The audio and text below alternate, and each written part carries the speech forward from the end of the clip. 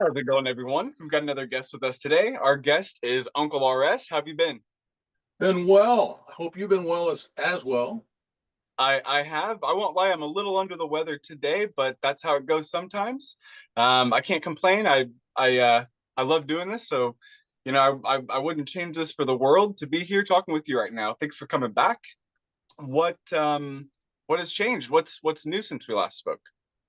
I'm working on a project now. I'm going to release a 28 days of habit videos, Okay. just short ones. This very short, not like the shorts for YouTube, Mm, but just 28 days of building a habit from part one, from day one, and then constructing those habits in a manner that you can keep developing them and exploring different aspects of daily practices.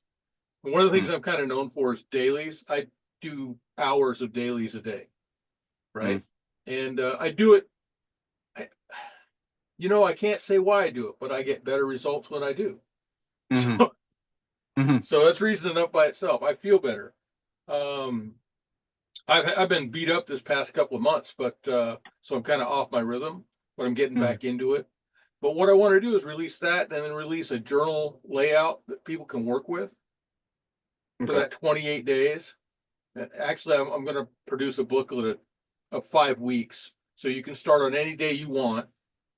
I have recommendations, but you can start on any day you want, and then move from that. And how to build it around your life. That's another thing I'm working on.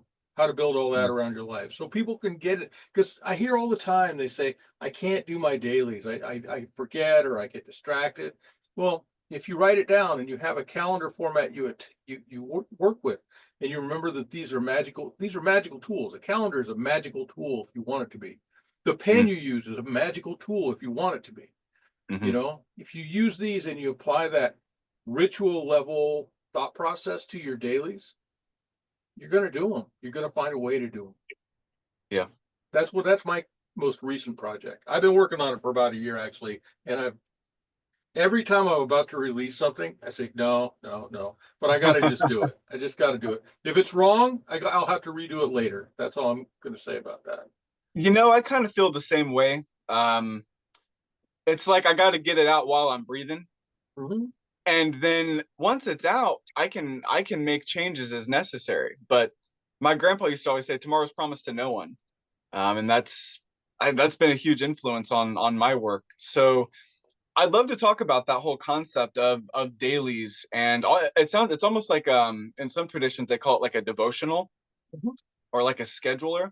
That's very, very crucial in my practice as well, is having some sort of schedule or program.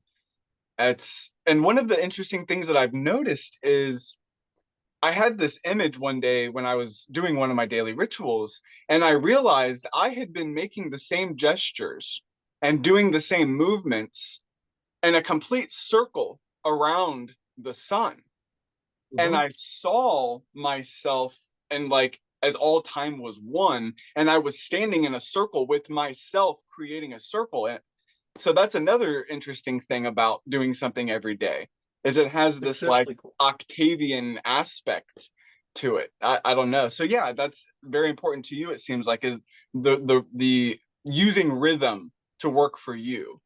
Sort of seems like what you're talking about. Well, everything in life is built about around cycles. Mm, Um, we our cycle of life. We've got a set span that we're going to be here. hmm It's not necessarily set in stone, but our average is there, and so we got to look at that. And I'm on the hind end of it now. So I'm mm, 63. So I'm on the back end of that cycle now. mm, And so looking at the rest of it's a lot easier for me. And some of the things that I do now, I recognize if I'd have done it earlier, I might have noticed before hmm how fast time goes. Everybody's got a parent or a grandparent that says time goes so fast now. mm, Well, I think because my dailies happen the way they do, they don't go so fast for me. hmm And maybe if I'd have started earlier, I don't know, maybe something different would have happened on the timeline, the Yeah. way I deal with it. So, I hope other people get started earlier on this. What do you want to do? And what do you got to do to change what you do? That's Hmm. another thing, because you and I both practice multiple paths in our life. Hmm. That's a hard transition in some ways to change to a new praxis, Hmm. you know, the new Hmm. praxis. And so my differentiation between practice and praxis is like, I'm an Easter and Christmas Christian versus I go every day, every week, Hmm. right? That praxis is I go every week. That's what you actually do. Or you Hmm. only go on special holidays. That's your praxis. But calling yourself a Christian, you know, those things both apply. Your practice is Christianity. Your praxis is I go on holidays or I go every week. Hmm. There we go. So then that's how our occult practices are, or Hmm. should be, I think. We should look at them as, do I do this because I'm having a problem? Or do I do this because I do it every day? Right. And Yeah. so I find doing it every day to give a certain amount of strength. And I forgot for a while who I was and how I operate. Hmm. And I think getting back to it has been a real eye opener. Yeah. And do you also find that when you're applying the same principles or techniques every day, they seem to evolve and grow as Mhm. well in a way? So when you're not doing it every day, you're potentially missing out on that growth and evolution of the of the concept or practice itself. Well, how about, I feel that way. I do think Mm. that way, but I compare that to doing dishes. If Hmm. you wait till the dishes stack up, it's an incredible burden. Sure. If you soak the dishes after dinner and then Hmm. wash them on a regular basis, you don't it takes 5 minutes to do the dishes. Yeah. And you can do other things and you can develop further. You're not spending so much time focused on that. Yeah. That's the thing.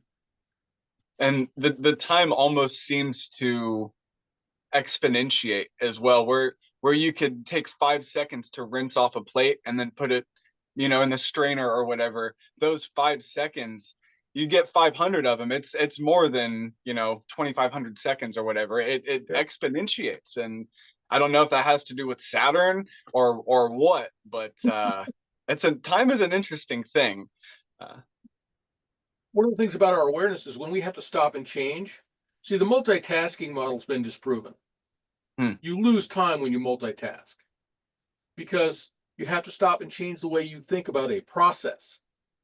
So having that task done, or doing that task for a set amount, period, and then going to another task has been proven to be much more efficient for human brains. I don't know about other creatures, but that's how we are.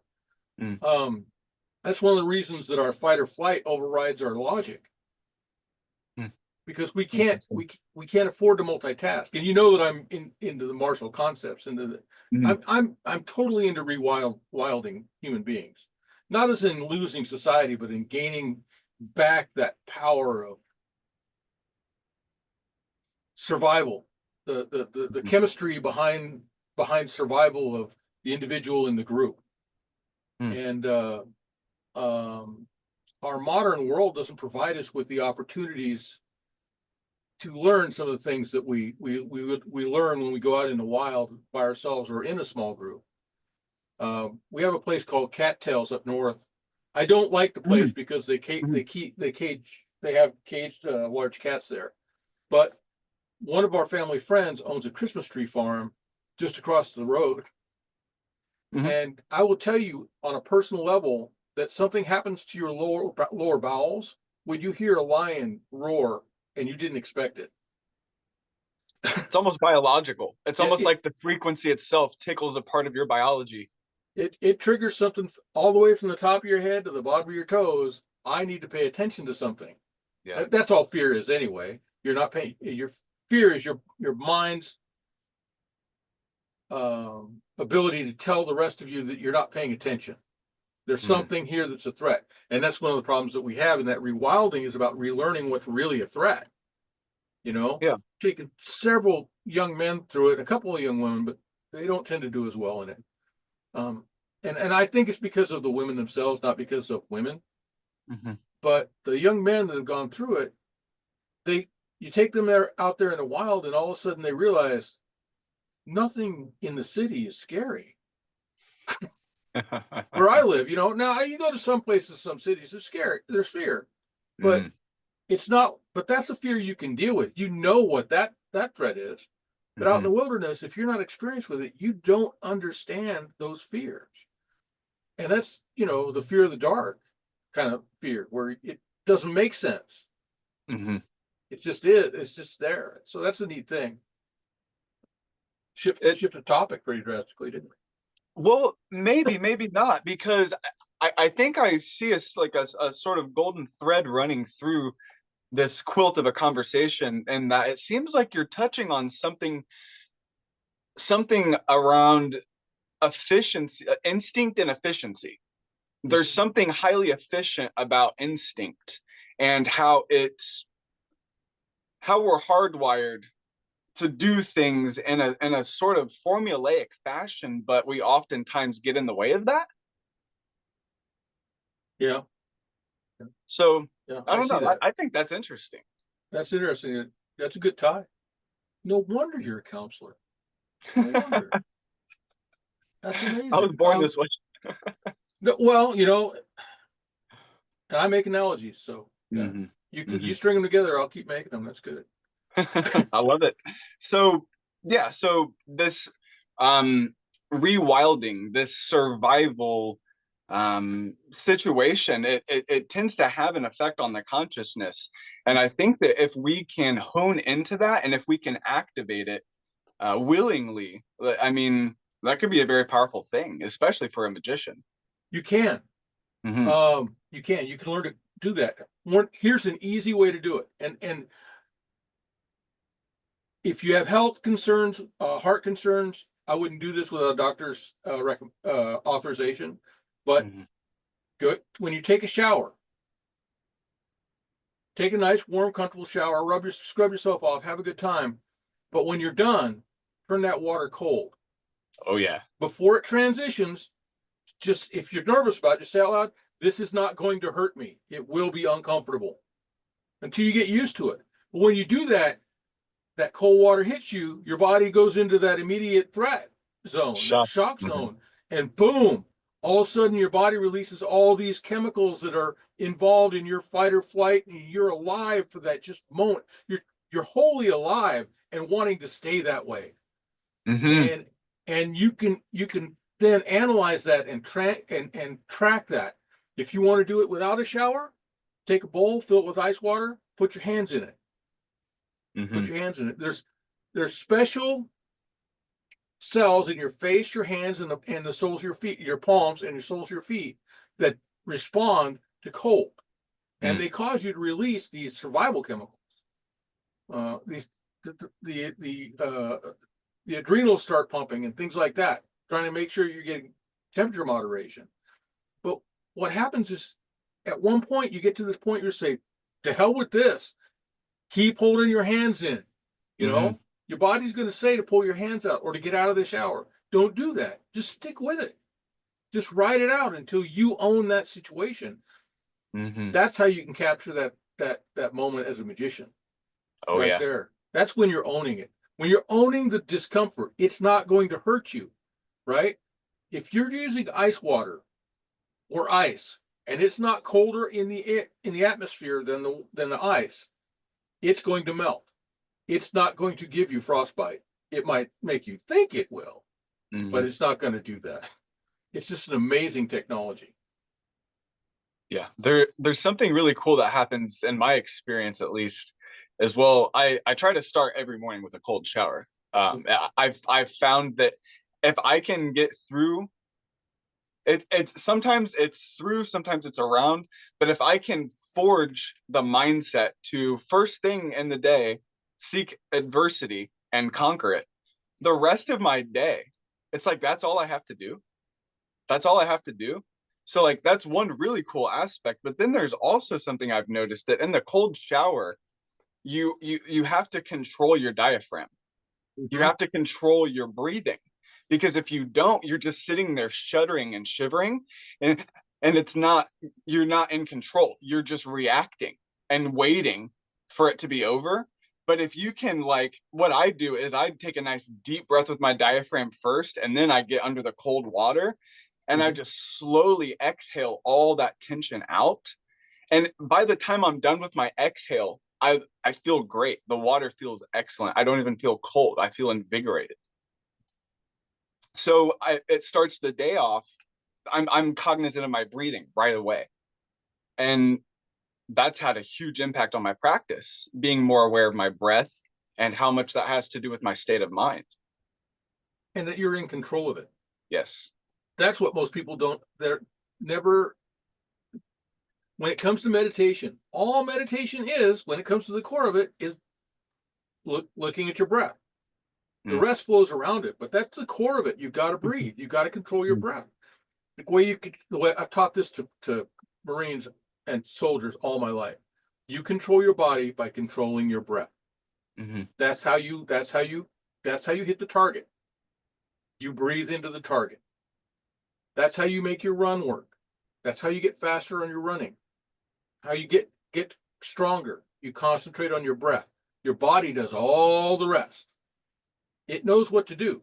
This is an incredibly efficient machine, even though mine's still kind of pumped. I've lost a lot of weight since this last time we talked. But yeah, you look great. I feel great. Well, good.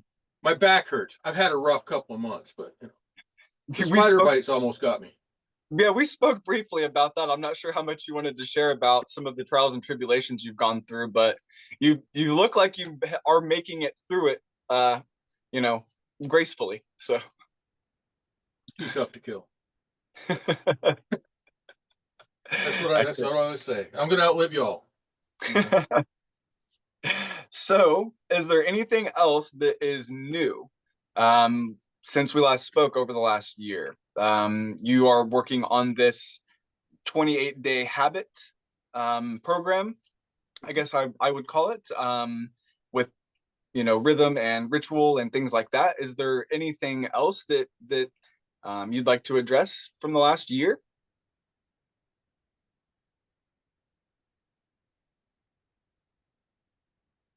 I don't know.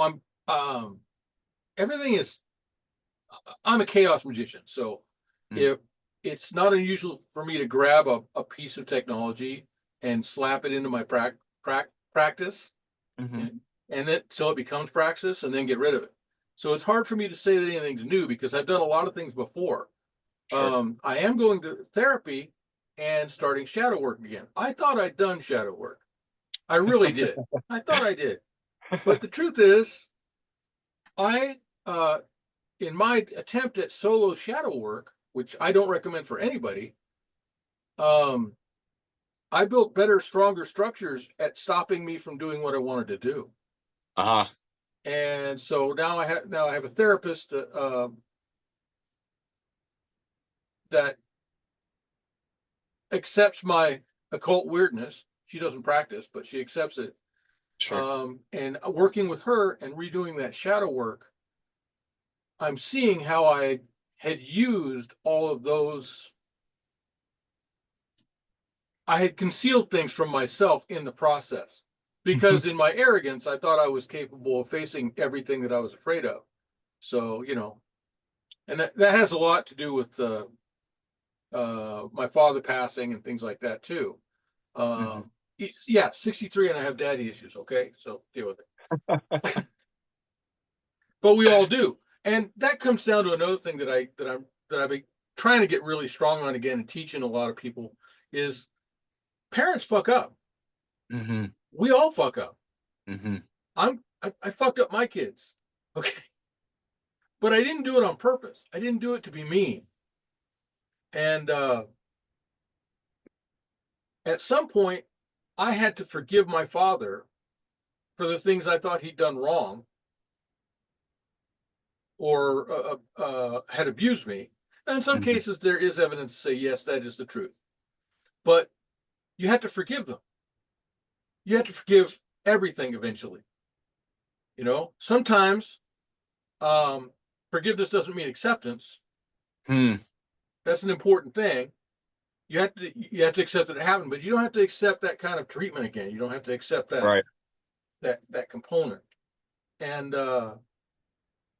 but you have to say, that's okay. I can live beyond that. I can be bigger than this and live my life instead of their life. Because that's what one of the things. Well said. You know, it's part of the dance. And I'm hoping I can help other people see that you can choose to be happy. You don't have to be miserable. Goth can be an affectation. Usually is, but sure.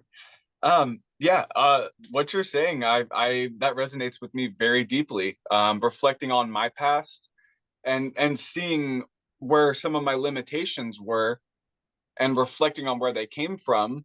It seemed like it was my upbringing.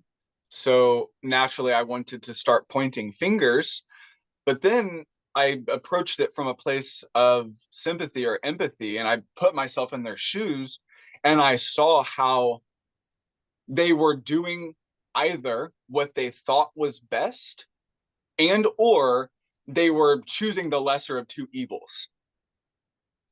And when you recognize that, I think so many of the knots and so many of the chips just sort of fall away. Yep.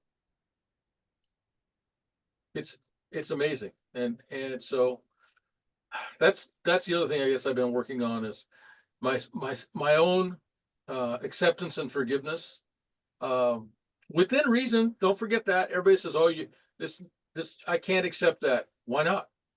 You know, I can't accept rape and murder. That's true. Sure. But, and this, you know, I'm not advocating violence, but there is a time and place where you stop rape and murder. Somebody has to stop it. So, you know, that's where you may not be the one qualified to handle that problem. And if you're not qualified to handle it, don't try. Don't get yourself hurt. Be smart about it. Remove yourself. You know, I talked about my 4 laws last time, right? Yes. That's the most important thing. You got to live your life. You got to be you. That's rule 0. You do you. You know, and the other is the other 3 rules are incredibly helpful. Own your own shit. It's your shit now. If you're an adult, it's your shit. You got to figure out what to do with it, right? And that's the problem. People don't want to take responsibility, like you're saying. That looking at it from a point of compassion instead of trying to place the blame, right? Because placing the blame doesn't do anybody any good. I can't make you respond to guilt. You may not accept guilt. I resist accepting guilt. But I'm not afraid to take responsibility, even if I'm not part of the equation. I can take responsibility for some of the things. And I wish other people could see that. And I'm a lot happier for it. Because that puts you in control of your life. And that's the biggest problem I see. Everybody says, I'm not in control of my life. Well, right. Yeah, of course you're not, because you're angry. You're blaming other people for your problem. You're choosing to continue to indulge in your responses to somebody else's stimuli. And it is an indulgence oftentimes. It is. It's amazing. Yeah. And it's just, I find I'm becoming more stoic and less stoic about it as I go. As it applies, you know? Sure. And people, I wish I could get more people to understand that I'm an asshole. Okay. Sorry if this is going on YouTube, but I'm an asshole. No, you can say whatever you want. Yeah. But I am. And I know I am. And some people appreciate that, and some people really do not. But I tell people what I think. I'm old and cantankerous, and I've earned my codgerdom. Thank you very much. And I don't do it to hurt people. Usually I try and tell them if they ask me for something, I try and explain it to them in calm terms. But if they choose not to listen, okay, let's slap you around a bit and see how you respond to that. Because I know how young men in the Marines react to that. They learn quickly. You know, if you can't get them to tie the knot right, if you can't get them to tie the knot right the first time, you slap them in the back of the head, that'll probably fix it. If it doesn't, eventually you got to do something more. You got to give them more stimulus to encourage Huh. growth. Sure. But Sure. they're Marines, and that's why you do that. I can't treat everybody like that, but I can Right. start off on the path. I can show them that it's possible that we could be a little rougher, Hmm. right? So I'm Well, an yeah. asshole. Well, but I mean, when you do something like cross the line of initiation to be something like a soldier, you've already, you know, foregone several boundaries, we'll Right. say. So you've already accepted, hey, it might be faster for me to learn by getting slapped in the head than setting me aside and saying, hey, let's take 20 minutes to figure out how to tie this knot, buddy. You know, because they're not going to get that on the battlefield more than likely. Right. And you have to constantly ingrain that into their texture, I guess. But I've yeah. only met one person in the military I considered untrainable. Hmm. And his mother was a general, so Hmm. that's why. Interesting. So, yes, you raise a lot of interesting points about responsibility and this sort of victim mentality that is an indulgence, especially these days. And it's too easy. It's too easy to just say, well, there's nothing I can do. Right. And then become this like center of, I don't know. I don't even know what to call that. Self-pity. It Yeah. seems like self-pity. Uh-huh. I Yeah, and can't it do doesn't anything. ever I'm get any helpless. better. My Yeah. life is going to suck forever. Yes, as long as you just keep saying that. Yeah, exactly. And it's like as you've had that victim mentality, has it quit? Has it stopped? Then it's not Right. working. Why not do something else? Being a victim, like, I don't know, focusing on the fact that you're a victim doesn't make you anything else. It doesn't change you from being a victim.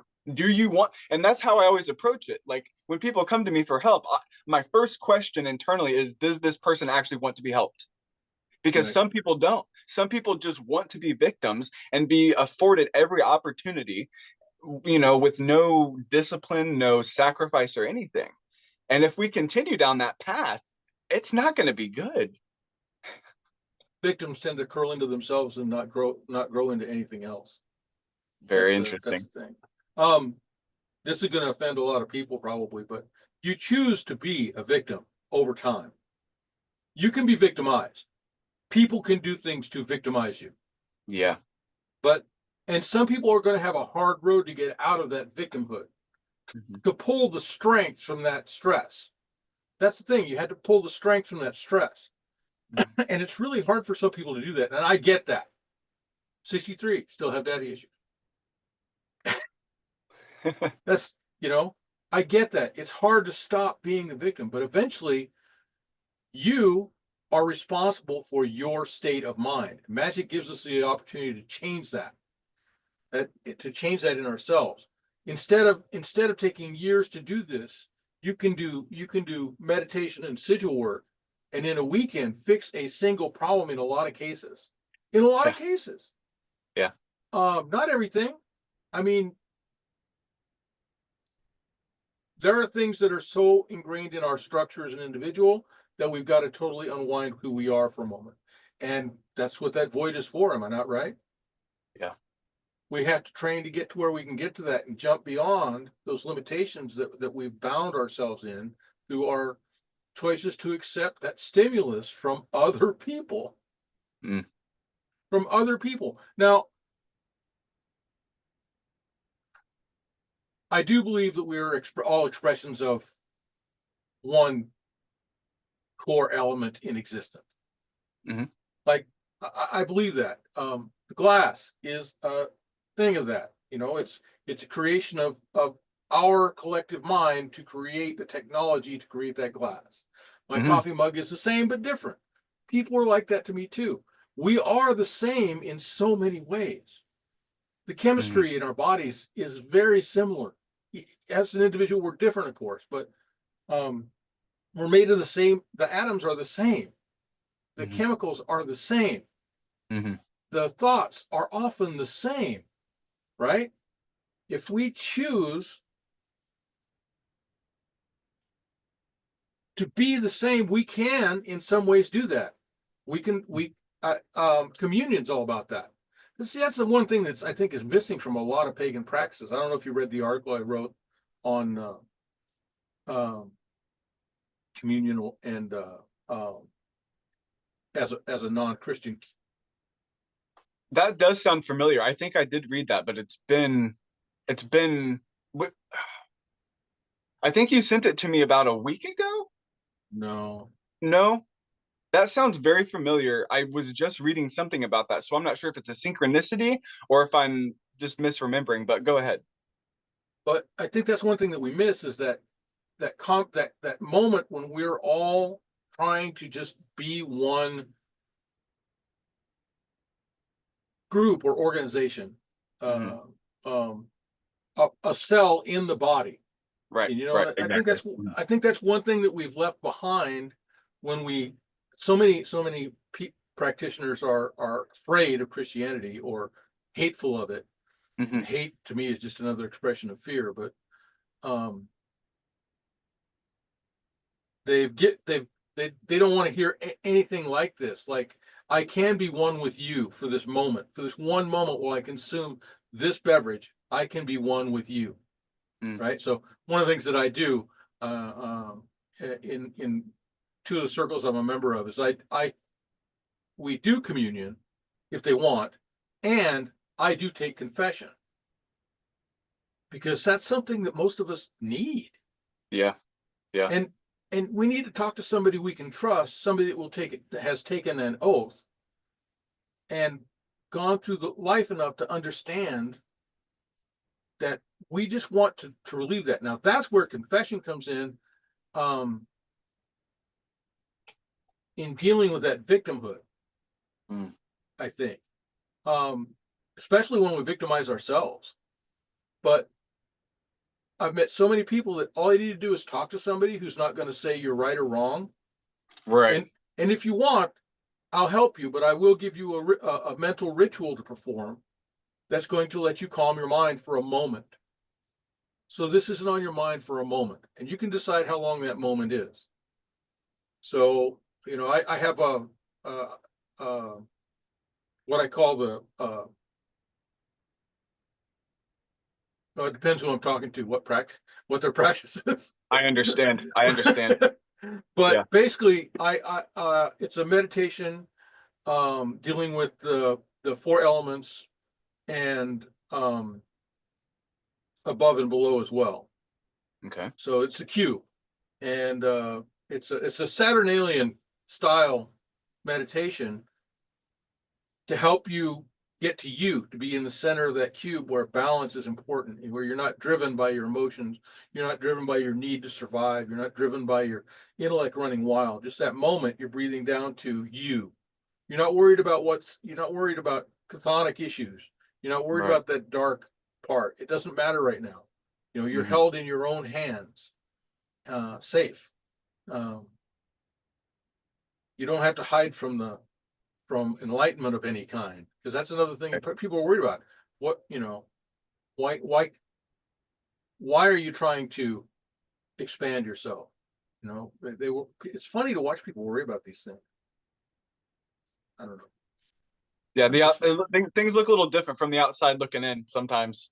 That's the thing, and that's what the cube gives you the opportunity to do. Sit in the center and then look at yourself from those different facets. And so that's what I do from my group to the big part, because I've extracted myself from both of those groups because I don't have a vote anymore. We're very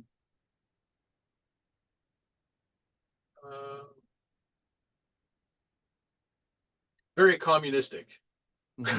It all belongs to us, and we all have a vote in it. It's like a commune that nobody lives there, and but we're doing group wealth magic also. That's just doing phenomenal. So excellent. That's another thing I don't get. If you're a practitioner and you've seen some success, why are you not more comfortable?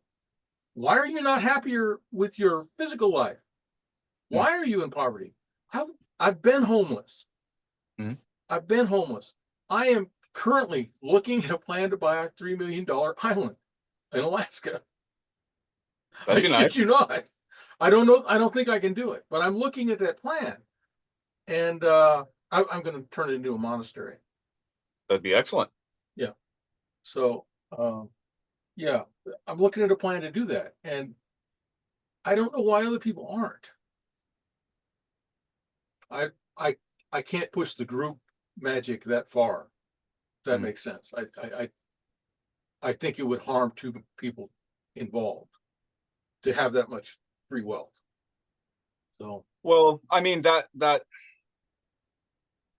everything seems to work on some sort of film or fabric, and as you apply tension to that fabric, there is, you know, the potential for tearing or yeah. snapback, so to speak.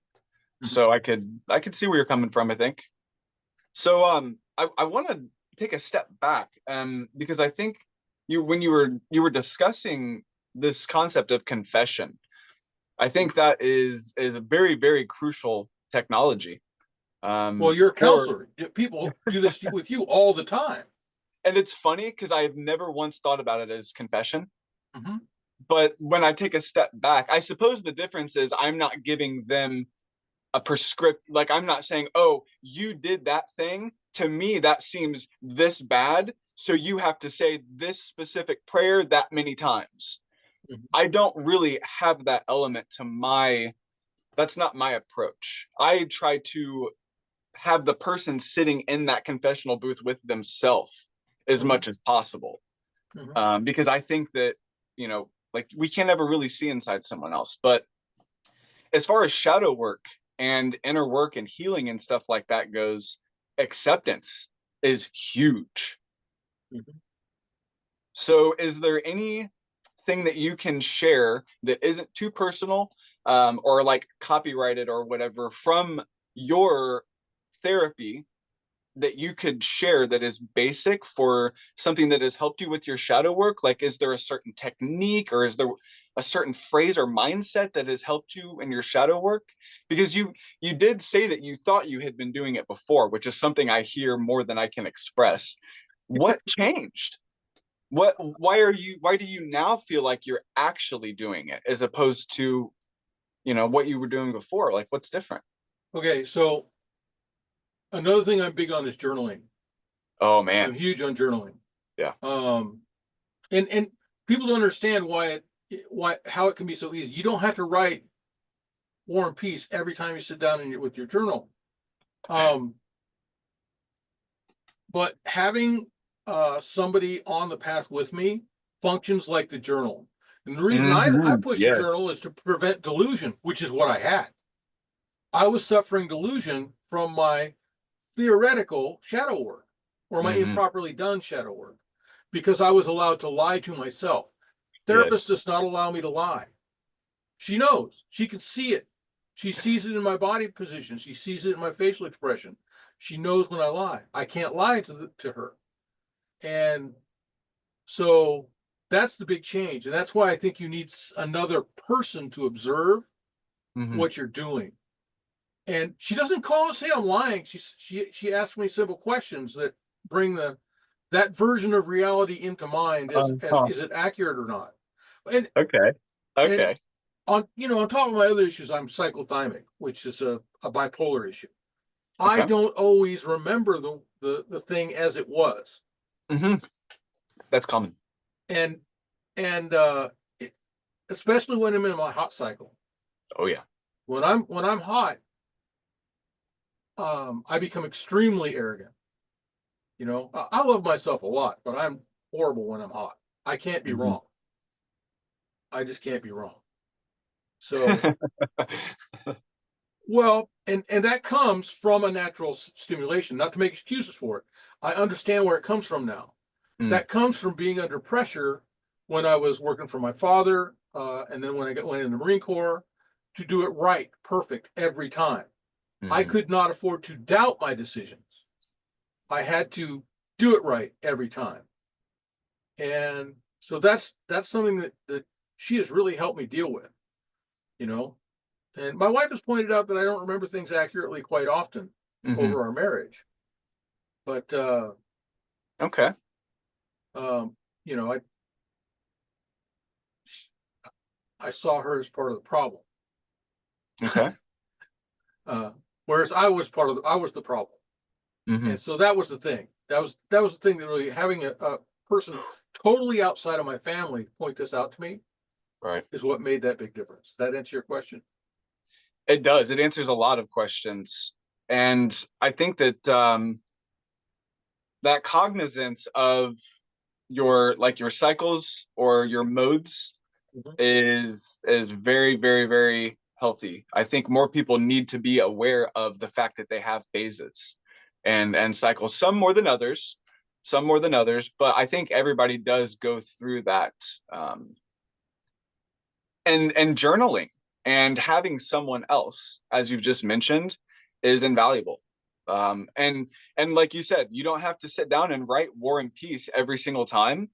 I'm really big on bullet points, because there was one point in time where I was keeping half a dozen journals, from like the planetary fix. Yeah, well, I mean, dream journal, ceremonial journal, zodiacal journal. You know what I mean? And when you get that many, like, you can't, like, you run out of time. So I just started doing bullet points, and so I started, suggesting that to other people. They seem to really like that. Another thing that I suggest is a video journal. Just having something like a private YouTube channel where you can hit record and just say, this is what happened today. This is how I felt about it. It takes 30 seconds to 3 minutes. Nobody else can see it. That's actually how my channel started, was as a private video journal. And I just decided to start uploading the videos. So yeah, journaling and having a sort of living mirror, is seems like it's been very impactful and very helpful in your journey. Yes. And I got to tell you, it's really caused a lot of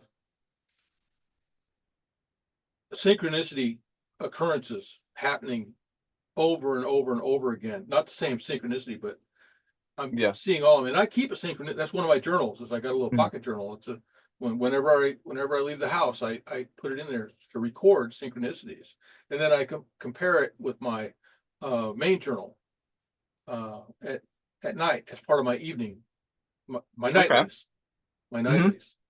And so, well, to give you an example, so I draw 3 every morning, tarot. I draw a witch's rune Okay. and a Futhark rune, Hmm. right? And I record those and I watch for those in the day. Okay.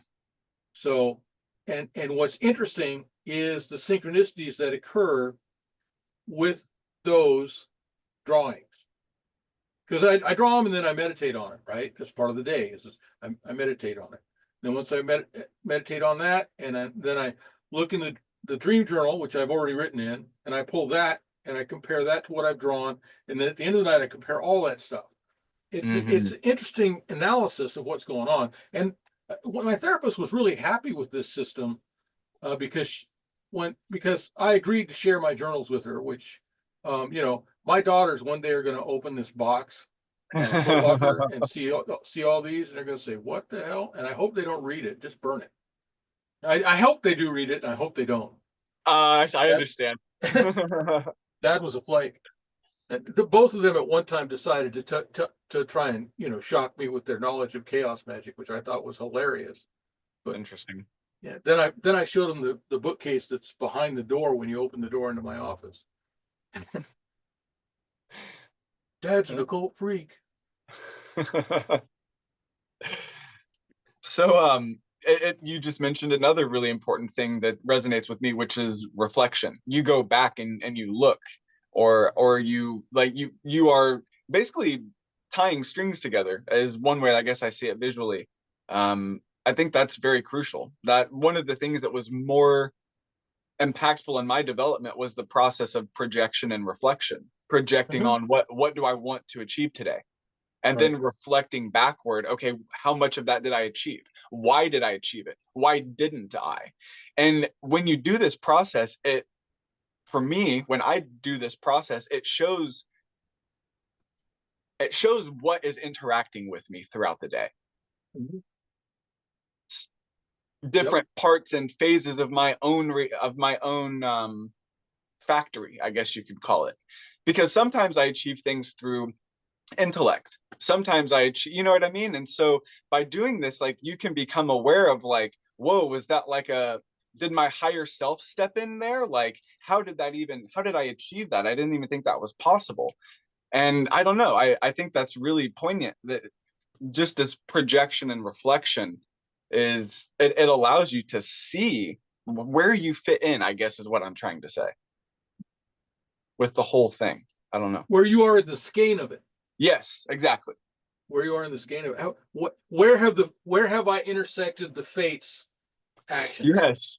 There you go. The web, exactly. Mm-hmm. Awesome. So yeah, okay. So I guess now we're sort of segueing into the second part of all of this, which is what has stayed the same in your practice? What hasn't changed in the last year because it's so impactful and foundational to your functions? What has stayed the same? Yeah, like is there a certain prayer, or is there a certain gesture? Is there something that you feel is invaluable to your practice? Yeah, I greet the sun, which you Okay. can't do when you're working. If you work and it's during the cycle of the day, I'm retired, so I can do what I damn well please. But I still greet the sun every morning, and I still okay, so let me state clearly, I do not believe that the planets themselves are deified items. Okay.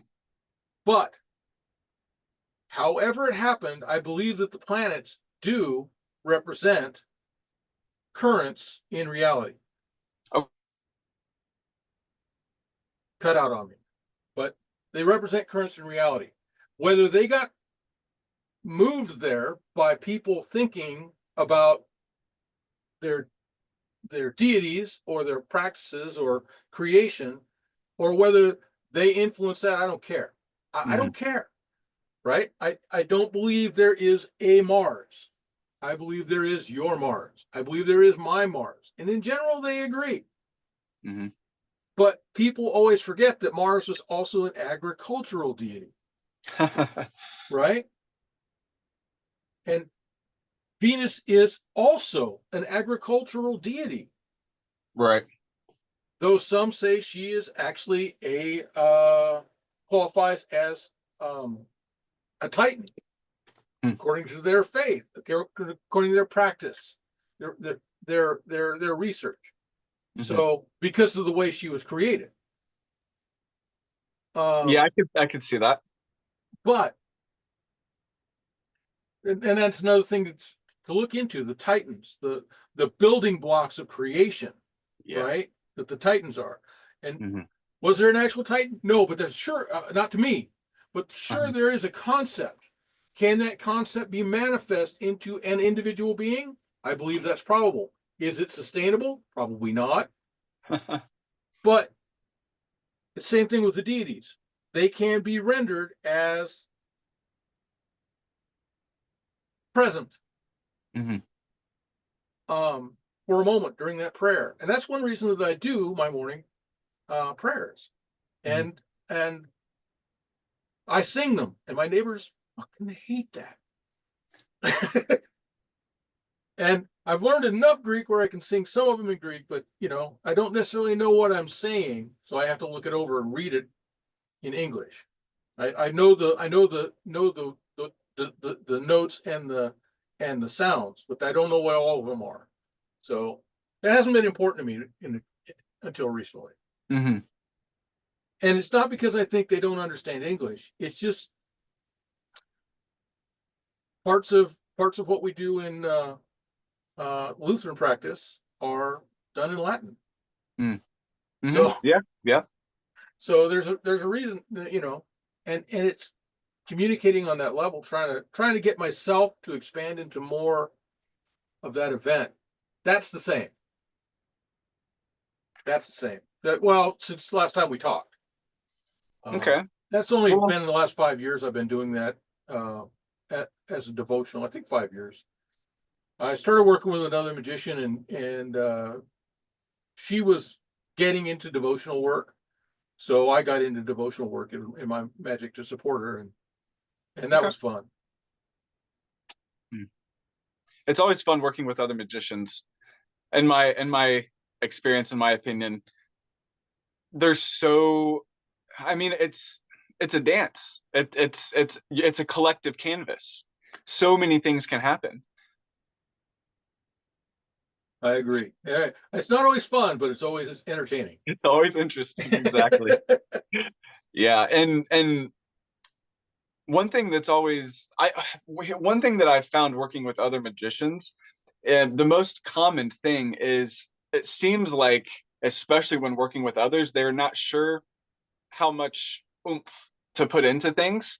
I find that a lot of practitioners are like, I need this thing to happen. I'm going to put everything I have into it, because they don't know exactly how much to put in. So when I'm working with other practitioners, that's always something I'm looking at is,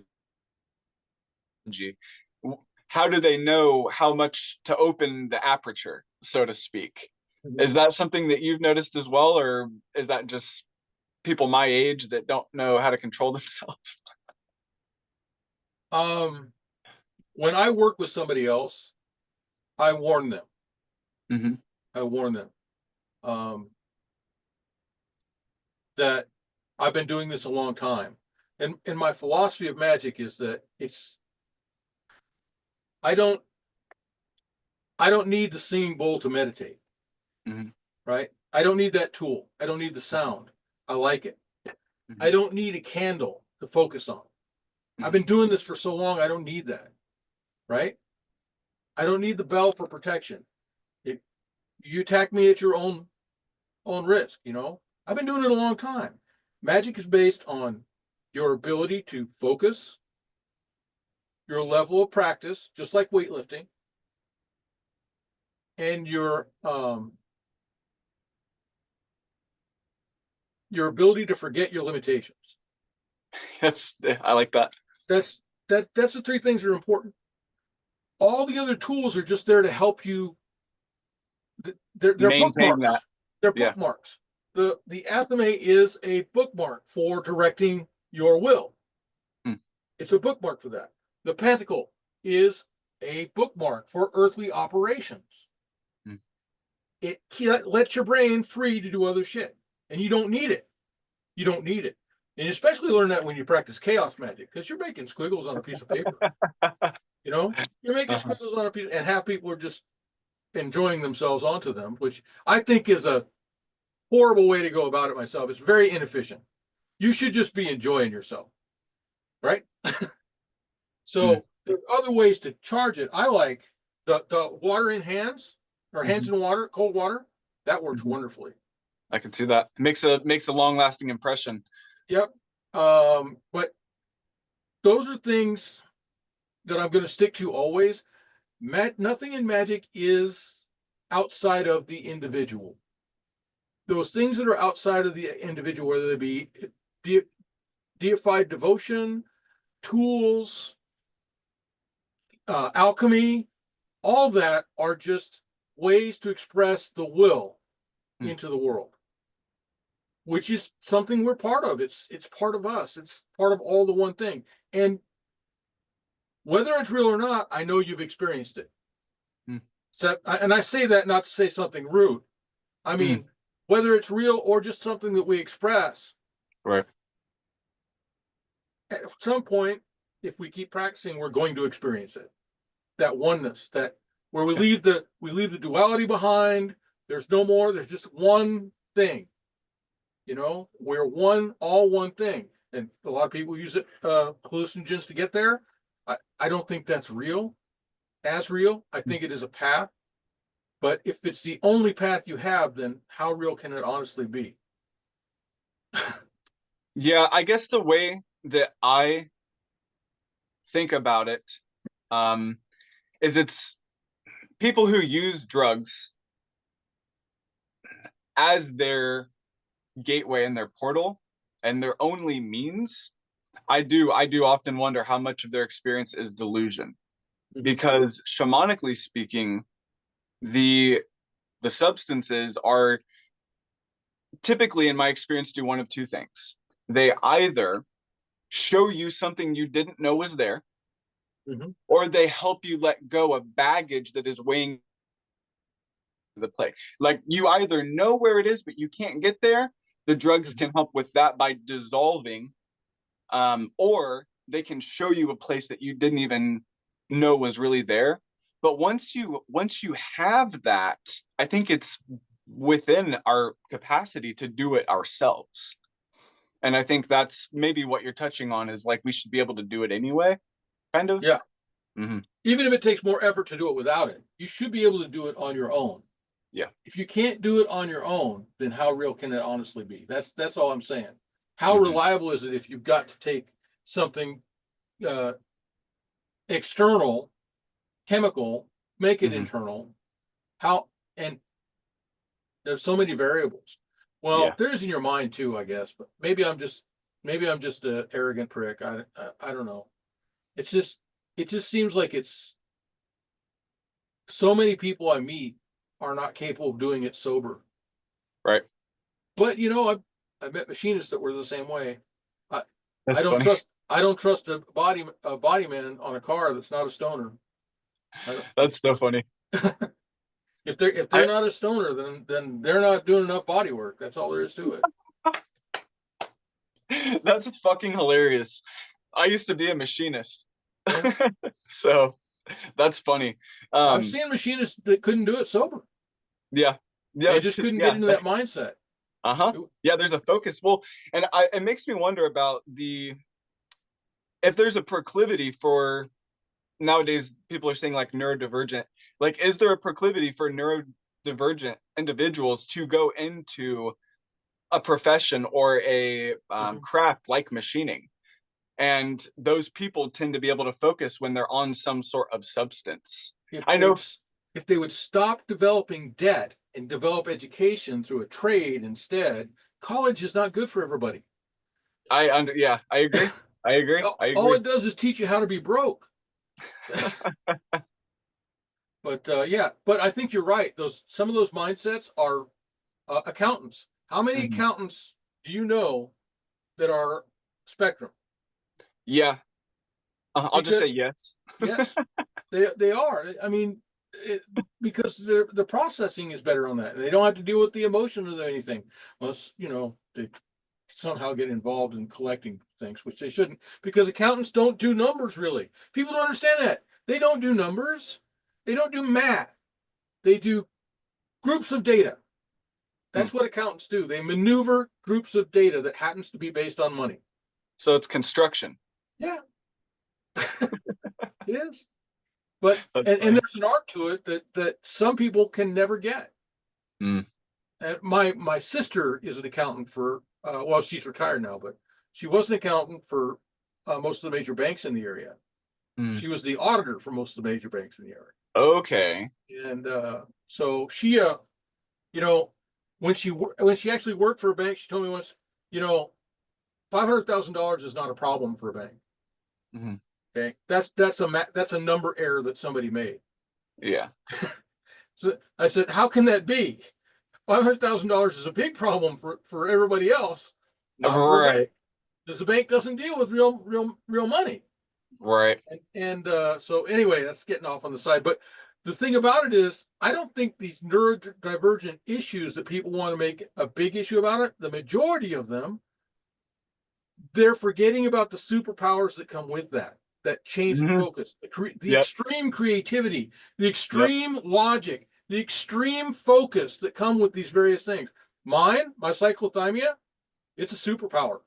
Mm.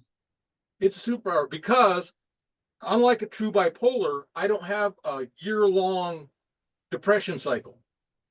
My entire cycle, hot to cold, is 21 days. 21 days since I was 18. Mm. And what that means is I can go into my hot cycle, burn really hot. I know it sounds arrogant. I apologize to those that are delicate. I'm smarter, I'm faster, and I'm stronger. And this is, this, manic people get that way. Hmm. That mania works. And because I practiced in that state, because I had to function in that state, because Marines don't get to sleep in on Monday morning because they're having a bad day. because I was forced to function in that state. I learned to use it, to think in that way. Just Right. like you learn fear. You learn fear. You learn to work in fear. You know, you learn to let fear work for you instead of against you. Let it feed your body. Let it expand your mind. Yeah, you're going to burn further back in your brain than you normally do. That's the normal thing. You're gonna the abstract thought's going to be harder, but let it strengthen you. If you learn and practice, you can learn to work that. It made me stronger, faster, harder, all that. And because of its nature, I could take a couple of days of recovery after burning hot, and I could go right back into it. It was a superpower. It made me an excellent Marine. Not so good a soldier when I got in the Army, but it made me an excellent Marine. And they all joked, all the boys joked about it, you know. So Go ahead. They called it my cycle. Not as in, yeah. He's just being a bitch. Don't worry about him. Yeah, I've always been fascinated with I could literally go on for hours about this. So I'm going to not grab that rope. So obviously plans are subject to change all the time, but where you currently is next for you? What do you think what would you like to approach over the next year? I think after I finish this 28 days, because I'm going to record them live and not edit them. Okay. But I got to have my props ready for that. And my blank page, because I'm just going to give a blank page away, and then I'm going to put a book up as product 5 weeks as product, so you can have that as you want, you know, or you can print the page out. I don't care. I just want people doing things. And this isn't just about occult stuff. This is about your day-to-day, get your life together, do your thing stuff, right? Yeah. It's going to have that twist, and that's where I'm going to develop. And I'm going to day 0. Think about what you want to do. Mm-hmm. Okay, we're going to talk about writing down what you want to do. Day 1, figure out what time you can do it when you're not going to be bothered. Day 2, and that time that you determine you're not going to be bothered, which you put on a calendar. Day 2, where are you going to do it? Right? Mm-hmm. Don't go there. Just think about where you can go to do it. Day 3, go to that place and look around and make a list of assets that you have and problems that you see. That's excellent. And then just progress. Yeah. And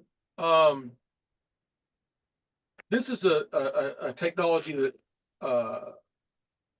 I had read about before, but I was reminded by it. I don't remember the author's name, but he wrote, now I can't remember the book. I've been reading so much. Mm-hmm. I have a stack this high of self-improvement books that I've been going through, trying to pull things and remember things that I've learned and know. And I learned when I used to teach people how to do phone support for Apple on camera from home. And when I was teaching, I would remember these things that I knew that I hadn't been practicing. And that's the kind of thing I'm doing now. I'm trying to get those things up where I can help other people do. Because people will come to me with a problem, I can't figure out how to do this. Okay. And then I come up with that skill that I had, you know, that I had used back 20 years ago when I was throwing rice for a living, you know. But when I got out of the military, the first job I got was loading and driving trucks for this Chinese food product company. And so 100-pound bags of rice. I used to throw 100-pound bags of rice with a guy. That's like a bag of shingles. Yeah. Yep. Same thing. It's pretty much truly zen item when you get a truckload of rice and you got to move them all by hand, you know.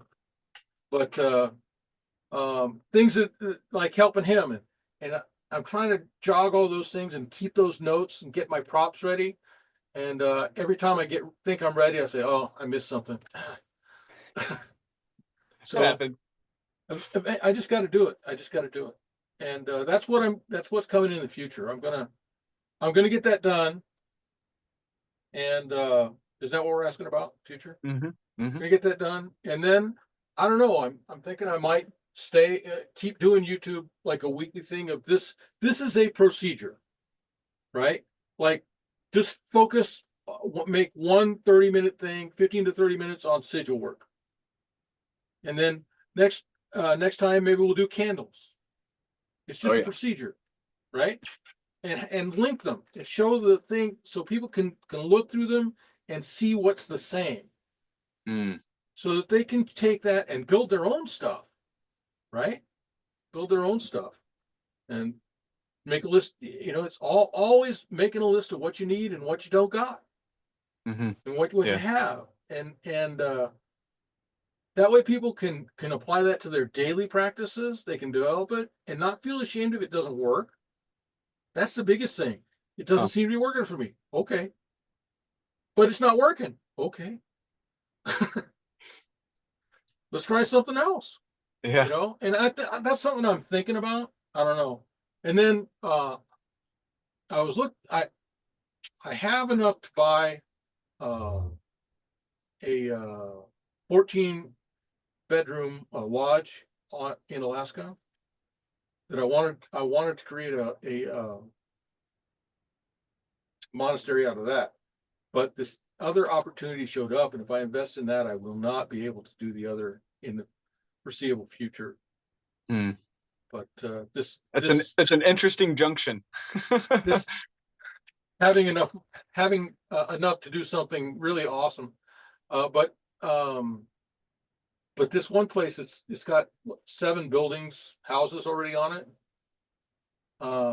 and it'd sure be nice. Wonder if I can get a GoFundMe for it. $3 million. I mean, only one way to find out, really. Yeah. You have to try. Yeah. The thing is, I have to get a boat too, so I need a little bit more than that. There's no road. Oh yeah, that makes sense. Yeah. Just get a helicopter. Just get a helicopter. Yeah, that's like a boat and a car. Then you got to have a pilot, and half the time you can't fly. You got to learn how to fly it yourself. Then you just save the cost, right? No. And you get the adventure of being a pilot. I have other things I'm interested in. But the thing about this chain where I'm looking at, there's no bears, there's no big cats. Okay. So, and that's an advantage, because so many places in the wilderness you get bears. And I don't know what it is about occultists, but we draw bears, or we do up here in Washington. Interesting. I wonder if it's like the primal force that we collect and cultivate. I don't know. It could be. Because I noticed one of the things I'm called is the old bear, by the way. Interesting. But that's beautiful. It's a bell I got for Christmas, and it's got bears all over it because I'm the old bear. That is very, very interesting. It's a beautiful thing. Yeah. So, yeah, but we get bears up there all the time. We have a communal farm.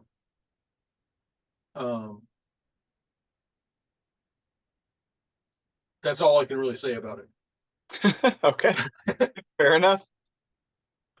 There you go. Awesome. But it's something to be able to practice with a bunch of people live. With the Green Mushroom Project, I really got into working with other people. But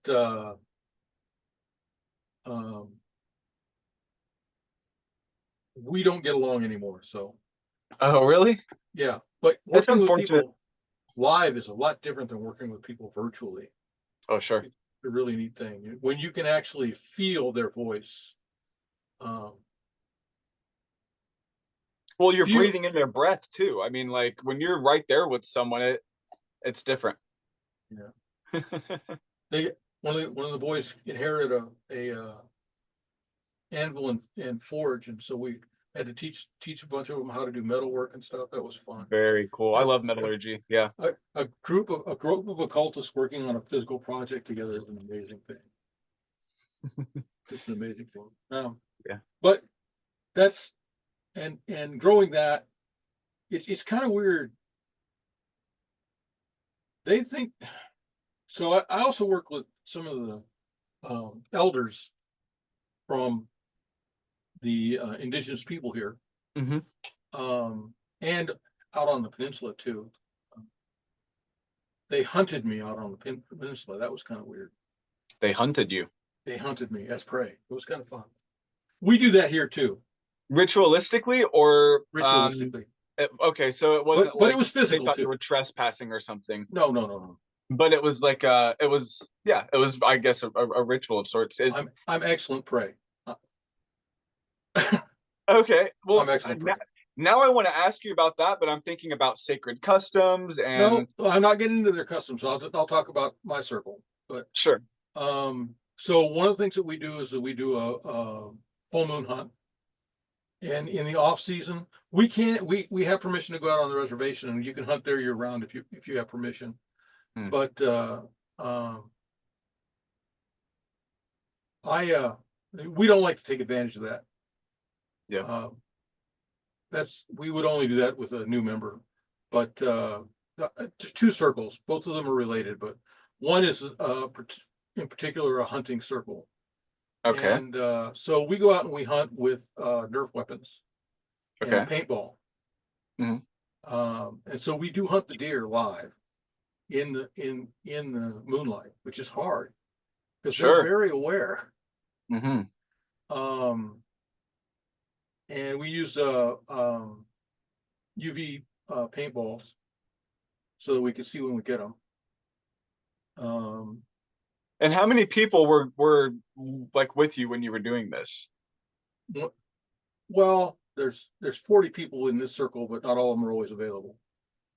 So you had what, a group of 6 people or 12 or 20? Well, a dozen last time. Okay. I'm just trying to, build the that I And can then experience it.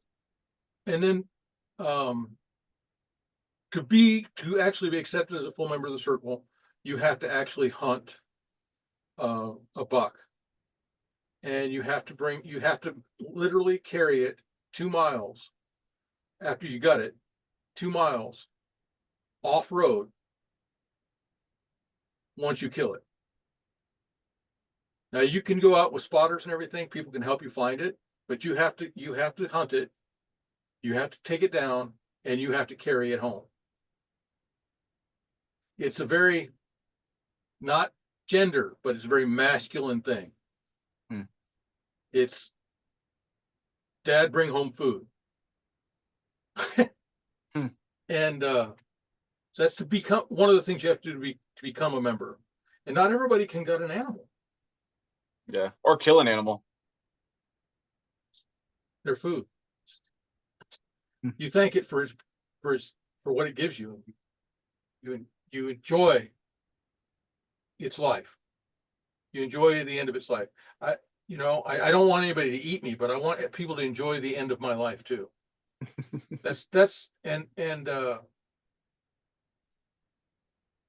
It's a sacred, beautiful thing. I don't know how else to put it. It's a sacred, beautiful thing. But Right. part of what we do also is we hunt one another. So last time I was prey, I put on a backpack which had antlers on it. Now, I was decked out in orange other than that. But that designated me as prey, and they stalked me with paint guns, which I hate. They don't feel But very good. no, but I had to move from one point to another that they didn't know. It was designated by random draw. We have several paths that we use, and we try and grow paths for the deer also. Well, for game, we don't have boar up here, but the bears seem really interested in our hunts. It's just really irritating. I can imagine. I can imagine there's an air of hunting, and animals tend to pick up on that. Yep. I've always been curious about what animals actually know, especially primal wild, not rabid, well, wild animals. I can't. There's domesticated and the other kind of animals. For some reason I can't think of what Feral? Are you looking for feral. feral? Thank you, feral. They're feral animals. They seem to just. It's almost like they're less aware of the plane of what I call like wind and thoughts and stuff. Like I call it that. Other people do too, but it's almost like primal animals, feral animals exist way more in like fire and water, and like the energy and like astral environments. And I think when you're hunting, so much of hunting is energetic and astral. So it seems I like would the agree with animals that. Yeah, yeah. And let me tell you one thing that helps a lot is meditation to calm your fire prior to the hunt. I could see that. You have to get rid of your lust for the kill. Yeah. You have to get rid of the lust for the kill. That's one thing that improves your hunt more than anything as an occultist. But you learn that when you handle a sniper weapon too. You have to control your breath and your pulse. You have to control your breath and your pulse. And that it's an amazing thing when you see somebody emerge from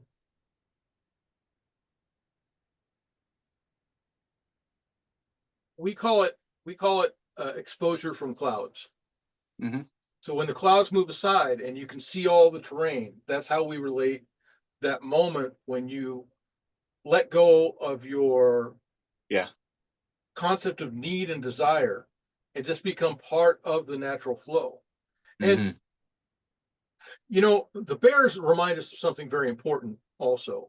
We are not apex predators on our own. We are only apex predators when we got our buddies nearby. Or tools, yeah. Well, a tool can help, but the problem is if you shoot a bear, you need to kill a bear. Well, yeah, you're just gonna piss it off if you don't. Yeah, it's a thing. Boars have the same problem. They're not as dangerous altogether, but something about that moment when, and I got to tell you, my wife used to work at a place that had a stuffed bear, stuffed grizzly in the entryway. I could not sit in front of that thing. It would tell my genetics would say, no, this is a bad place. Could have been ancestral work, I don't know, but this is a bad place to be in front of the bear.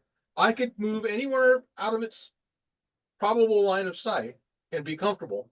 But if I was in front of it, I was food. I don't like being food. Yeah, it disturbs me. So,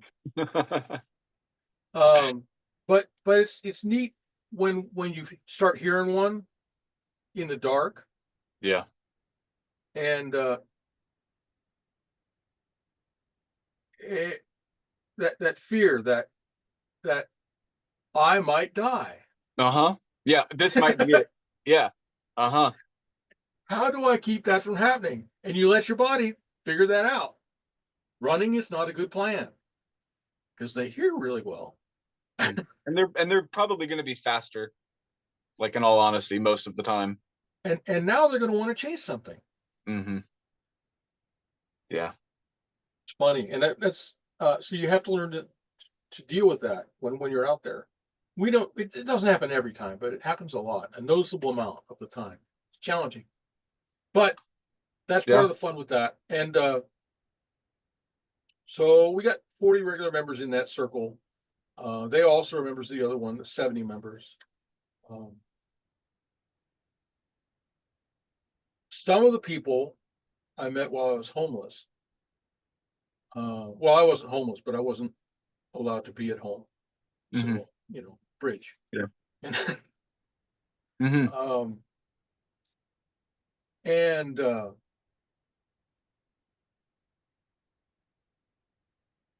they were always wanting to know why I was happy.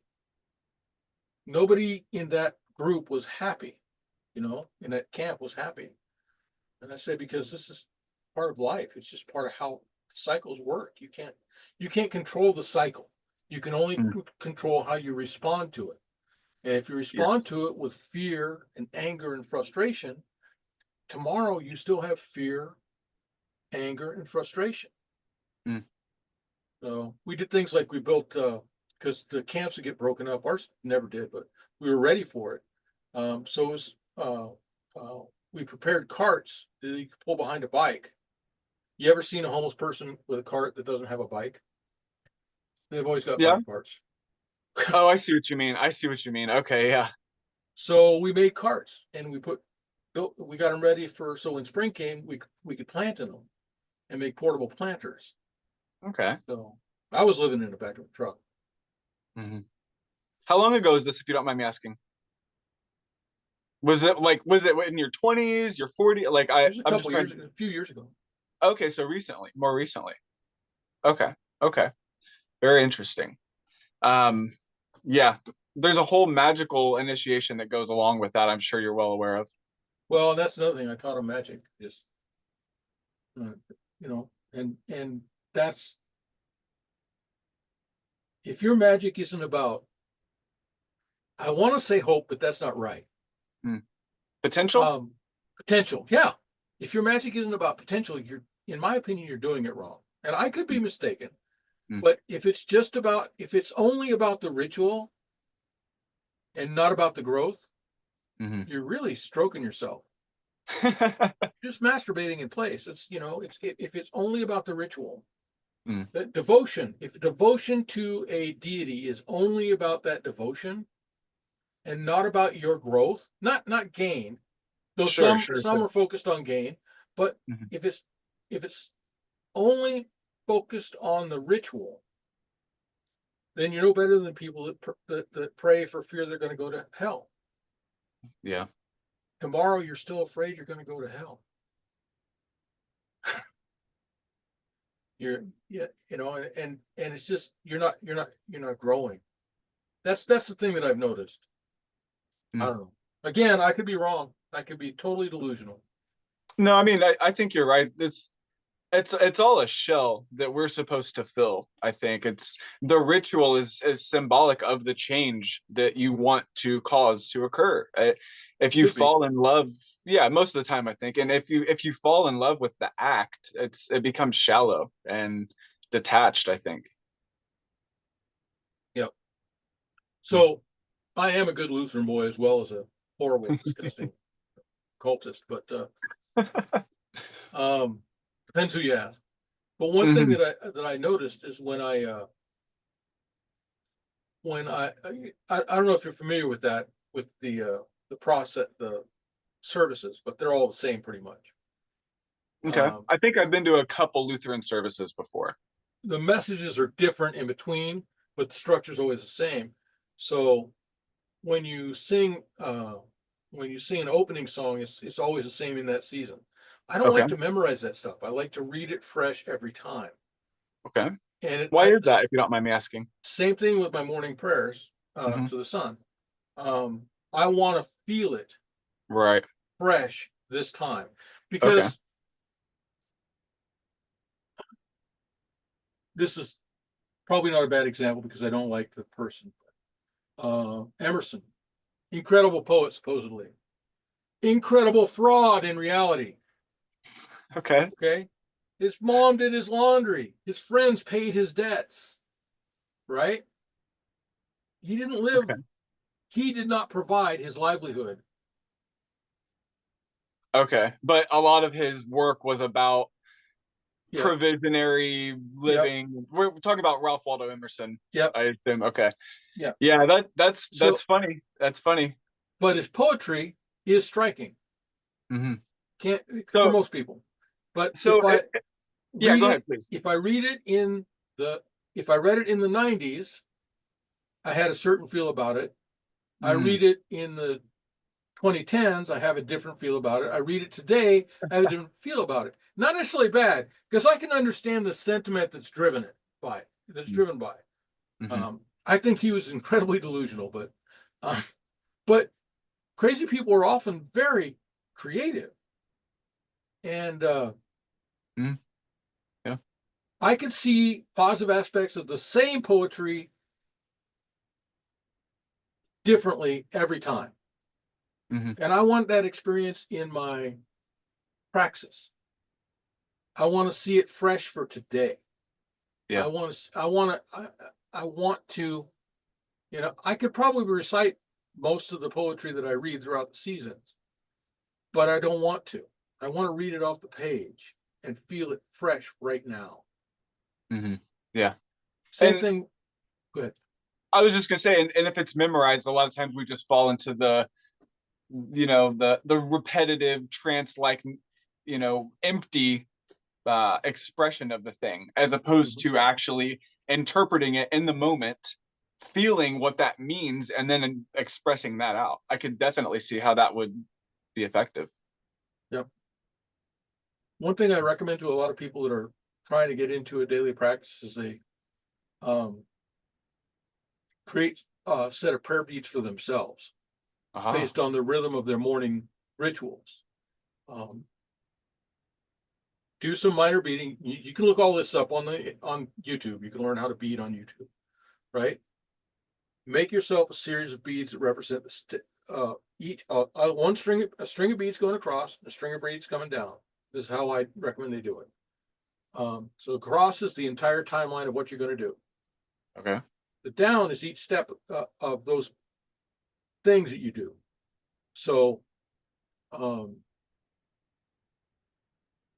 when I wake up, the first thing I do is write down my dream journal. First thing, absolutely. And then after, I meditate quickly over that. And as I meditate over it, I read over what I wrote and I go through the beads.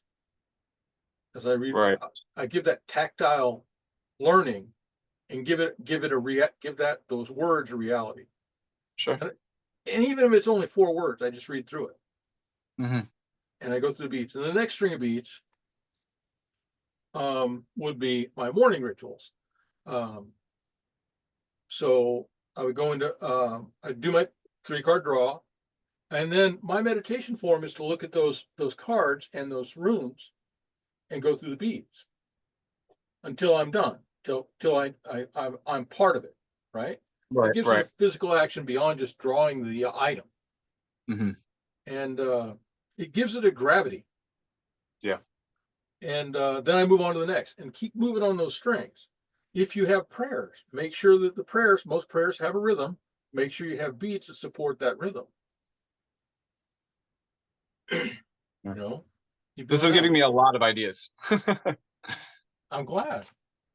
That's what I want to do in my prolonged YouTube project, is give ideas. Okay. And is that YouTube set up already? I'd love to put the link in the description. Not yet. Not yet. Okay. It'll be called Rule 0. But okay. Well, I'm definitely looking forward to that. I'm sure a lot of people who are listening to this are as well. And this bead idea is excellent. In my mind's eye, I'm seeing so many different things, different color beads, different shape beads, different sizes, textures. There's so many different ways that you can texture of the act through the texture and color and size and shape of the beads as well. And it gives it like a physical anchor for the energy and the intention and things as well. And I got everybody I've done this with that's followed through and done this just for a month. It only takes a month before it really seems to take effect, maybe less for some people, but they can hand those to somebody else and they can feel the vibe of it. Mm-hmm. And it's very weird. It's a very weird experience. I enjoy it. Yeah. You know, maybe weird is in the Nordic use of the word, or path. Oh yeah. Yeah, maybe that. WYRD. Yeah. Yeah. Maybe that's what it is, because you can feel the magic in it. No better word than that. Yeah. And it's just a really neat thing. And you don't have to spend a lot of money on these things. That's what people are always worried about. You know, I've seen, well, who in their right mind is going to pay $2,000 for a set of prayer beads? Mm. Right? I mean, sure, if you're wealthy, you could do that. I don't see the purpose of it. I have several friends that are Catholic practitioners as well, and their prayer beads are pricey, but not like that. I mean, yeah. But you can just buy a bag of beads at any, or make the beads yourself. Yeah. You can make the beads. You can make them out of clay. You can make them out of tree branches. Yeah. I tend to be a craftsman, so I like to make everything if I can. But I literally, when you were talking about making the beads, I'm like, in my mind's eye, I was like going out to my tree, one of my trees, and like collecting branches to like saw into segments and then smooth into different beads. So yeah. Wondering if my rose bush branches will. Ooh, once they're dried, probably. Yeah, I wonder if they stand up to the beating once you coated them with something. That's interesting. Well, that's an interesting idea for many reasons. One of which is because I believe the idea of a rosary comes from the beads were originally compressed rose petals. they took rose petals and compressed them and dried them until they were a bead, essentially. Well, there you go. Awesome. Thanks for sharing that idea. That's really, really good one. I like that. All right. Was there, go ahead. I don't know. It's just, that's the kind of thing that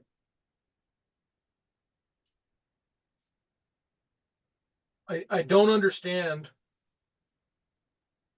why people are afraid of taking these technologies that exist and work for other, basically magic practices. You can say what you want, but Christianity is a magic practice. Yeah. I think a lot of people approach it wrong, but I think a lot of people approach magic, various occultism, wrong too. I think if you're not getting more comfortable, you're wasting part of your potential. If you get more comfortable, you can focus more on your praxis or your practice. Yeah. You know, how you want to do things. You can if you're not worrying about eating tomorrow, it's a lot easier to worry about it's a lot easier to develop your own psyche.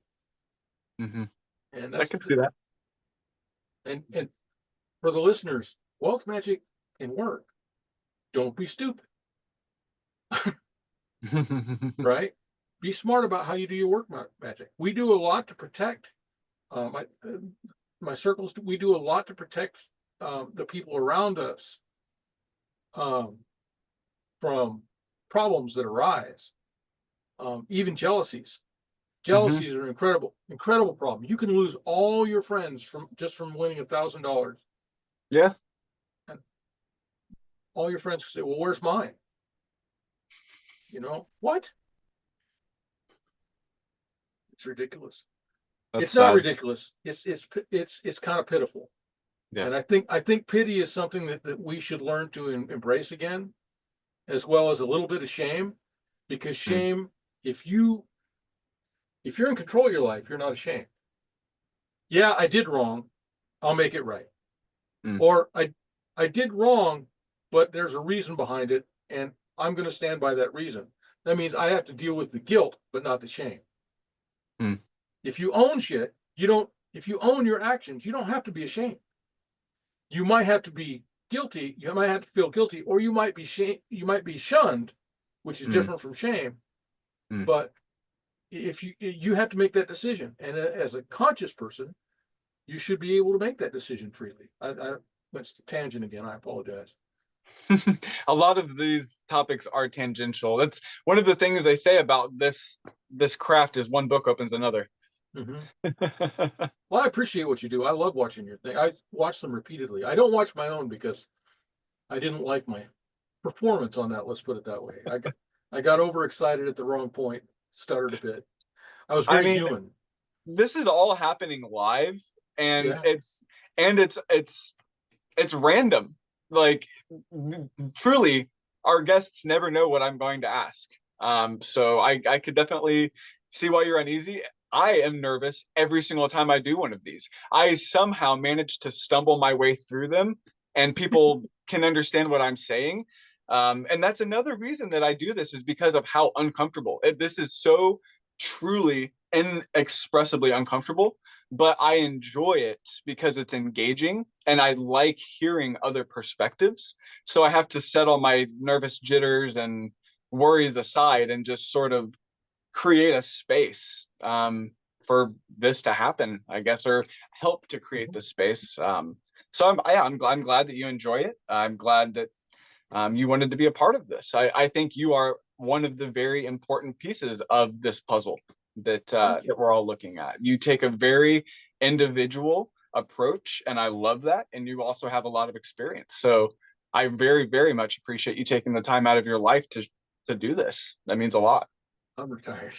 Well, I mean, still every day, right? I do have things to do, but yeah. It's well, I don't know. I thank you for the nice things, but what you do, I don't see you as nervous. Anxious and nervous are not the same thing. Okay, yeah, you're right. I think you are concerned about putting out a quality process. I want to say product, but that's not true.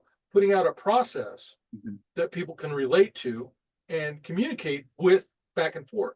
And I hope you get a buttload of comments on all your things, because there's so much. People that are encountering this news should go back and look at the rest of your interviews and look at the various people you have on there, because you have a wide spectrum of practitioners.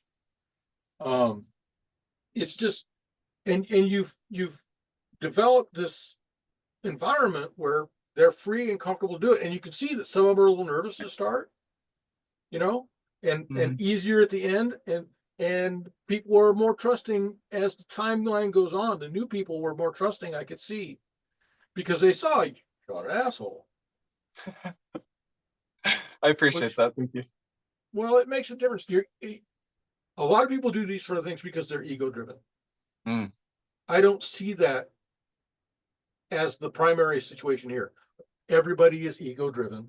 To deny your ego is to deny yourself. If it wasn't for your ego, men wouldn't get off the couch and stop scratching themselves. True. Well, you know that. Most men, that's how they're built. If we had our brothers, we'd sit on the couch and scratch all day. That's what we do. Yeah. Yeah, go ahead. But this thing, this event that's happening over time, I think it provides great potential for people to see honest practitioners in their own mindscape and in yours. If that makes sense. It does. And I think that is one of the most magical things about it, is this happening where there's three people talking in this video. There's you, there's me, and then there's our the meta conversation, the pseudo person that is existing between us. And that gives me chills to think about. Truly, it gives me chills. It's pretty cool. It's pretty cool. I'm catching them now too. The thing is, if anybody has questions, put them in the comments. I'll look through the comments. Please. Ask questions. You and I both love questions. I'm not going to tell you how to leave your wife. Okay, I'm not going to tell you that. I will tell you how to deal with the stresses of marriage more. I'm good at that. Mostly for guys, just shut up. It doesn't matter. That's not the truth. That's not the truth. But if you have questions, ask them. You can contact me on Discord or on Reddit. Reddit. I'm Uncle RS there. But I prefer you put it in the comments. Yeah. If you're not courageous enough to put your question where other people can see it, you need to work on yourself. It's not that big a problem. That's how I look at things. Yeah, and something I can't stress enough is there's sacrifice in it. Like, if you have that question and you're willing to ask it, how many other people have that same question that are unable to ask it for whatever reason? So yeah, and that's something all the time too, is I tell people, if you can't ask the question in the comments, at least email me, because every piece of information you have, you can pass on to someone else. And you're not doing yourself any favors by being ignorant about something or nescient about something. I'm the other way. I'd rather they didn't privately mail me. I don't want to have a private conversation. I want to be responsible for what I say. Oh, yeah. I want to own my response. And the only way I can own my response if it's out there for other people to see. And doing magic is about courage. You have to decide to dare. To dare. First, you have to decide that it's possible, right? You have to decide it's possible when everybody says it's garbage. So many people tell you there's no way it works, and then they knock on wood. But they tell you that it's impossible, that it doesn't work, that it doesn't mean anything. And the truth is, even if it doesn't change your outer world immediately, and it will eventually, It's going to change your inner perspective and make that outer world possible. But you have to be courage. You have to have courage to do that. Mm-hmm. To say, I don't like this reality, and I am strong enough to change it. So you have to work. And you have to train. Because remember the things I said that you need to do magic. One of them is practice. Mm-hmm. You know, just like lifting weights. Nobody starts out lifting 400 pounds. Nobody. That's not how it works. You have to practice. And that's what's going to give you the confidence. But if you don't have the courage to actually do it outside in public, Mm-hmm. where you might get caught, you've got a problem. Now your ego's getting in your way. Mm-hmm. And I don't want to see your ego in your way. That's Mm-hmm. the biggest problem. The ego is important. The ego is essential for human survival. Right? But what's important about it is it can be put aside. Be embarrassed. Be embarrassed. And that's how I come from it. But if you want to take those private questions, I'm all for that too. People need help. They got to figure out what works for them. I don't. But you know, I'm a hardcore guy, and that's why I'm such an asshole about some things. You know, people just don't. People have gotten very soft, and they're very easy to wound. And now, like we talked about earlier, they want to stay wounded. They don't want to heal. Mm-hmm. Yeah. You know, and sometimes healing is nothing more than physical effort. Sometimes to get on that path, all you need to do is walk somewhere instead of ride. Dig something instead of just dig an empty hole instead of leaving a pile of garbage on the ground. It's, you know, that's not a good one. I'll work on it. But I know what you mean. Digging a hole is actually excellent therapy. Mm-hmm. Just a physical act. And I realize some people are not physically capable of doing that. I'm not trying to insult. See, that's another thing. You got to watch out for who you're hurt, whose feelings you're hurting, you know? Because I don't want you to feel offended. How do I put this? I don't want you to feel offended at something I say. But if you continue to be offended and you don't address me about it with rational thought, I don't care after that. Right? I don't want to offend you, but if I do, and you don't have the strength to tell me I did in a rational way and grow from it, both of us grow from it. Mm-hmm. Okay. That's you do you right there. Rule 0, you do you. And because nothing else works. I can't be you. Mm-hmm. You can't be me. We can influence each other for sure. Conversation is nothing more than just trading energy back and forth. Mm-hmm. And that influences you, but we can't operate one another's lives. Right. So, and I don't intend to anymore. I tried. That's what I mean. Yeah. Yeah. Nor should we. Yeah. Too many people out there are either trying to play puppet master or are trying to hand people their strings all the time, and it's not going to work. But you're missing out on something if you're not behind the wheel. If you're not the one pulling your own strings, then you can't complain. I guess that's sort of like the root of what you're saying is if you're not willing to make the changes, stop complaining. More or less. And I feel for the neurodivergent people. I do. That have been. I'm sorry, you've been handed a load of crap when they say that you're a victim. You've been handed a load of crap, and most of you swallowed it. Sorry. Or if this hurts your ratings, I'm sorry. But that's not what this is about. You need to find your superpower in that divergent thing. Yeah. And you got to take your meds. If they give you meds, you got to take your meds so you're stable, so you can look at yourself. I've been bipolar all my life. I've been on meds for 5 years. We tried many different things, and some of them were very damaging to my marriage. Gabapentin stripped away I adapt to drugs. Yeah. I adjust. So they kept raising my levels until I was above experimental. Mm-hmm. And at one point, I lost my moral code. I did not know right from wrong. I had to logic right from wrong. That makes sense. That makes a lot of sense. And that caused me to live in fear because I doubted every decision I made. Mm-hmm. Every decision I was making, I had to think and think and think about it. That put me in a state of fear for 2 years. That makes sense. And so I feel everybody out there when I quit gabapentin, it tried to kill me. So, you know, it's an anti-seizure medication, and my drug's been on it for 2 years. I stopped taking it. Well, actually, that's not what happened.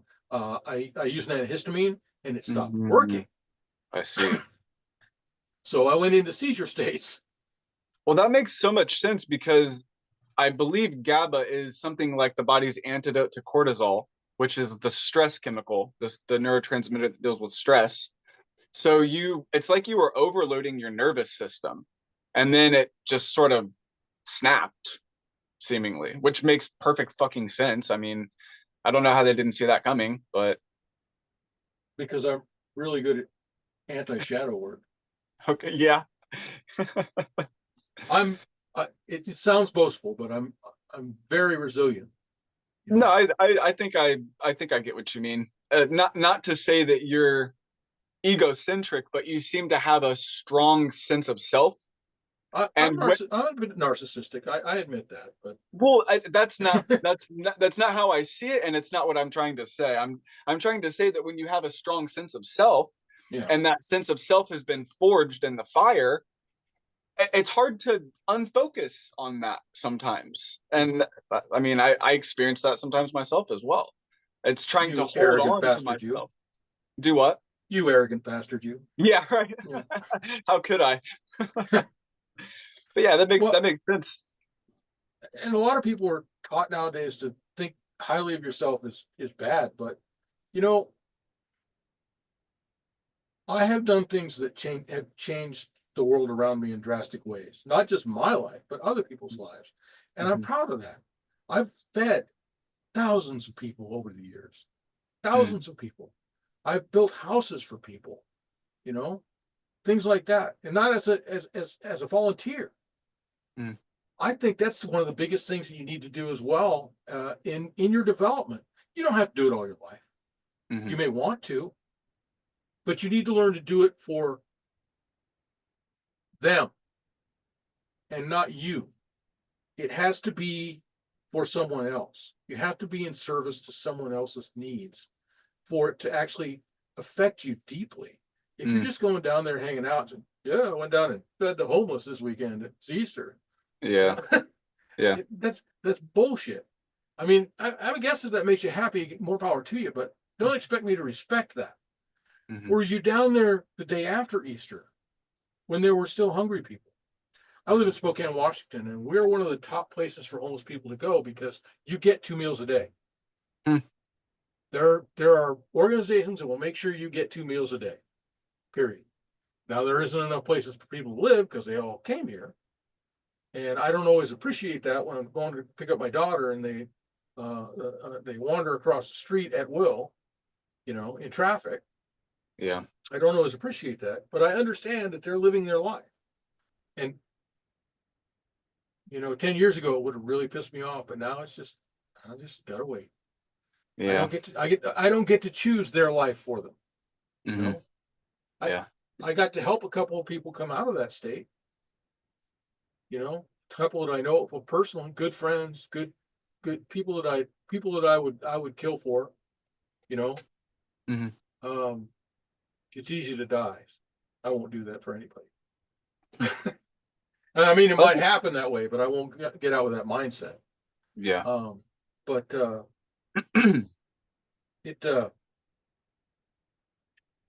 it's amazing to me how people either use it for their ego, to feed their ego, or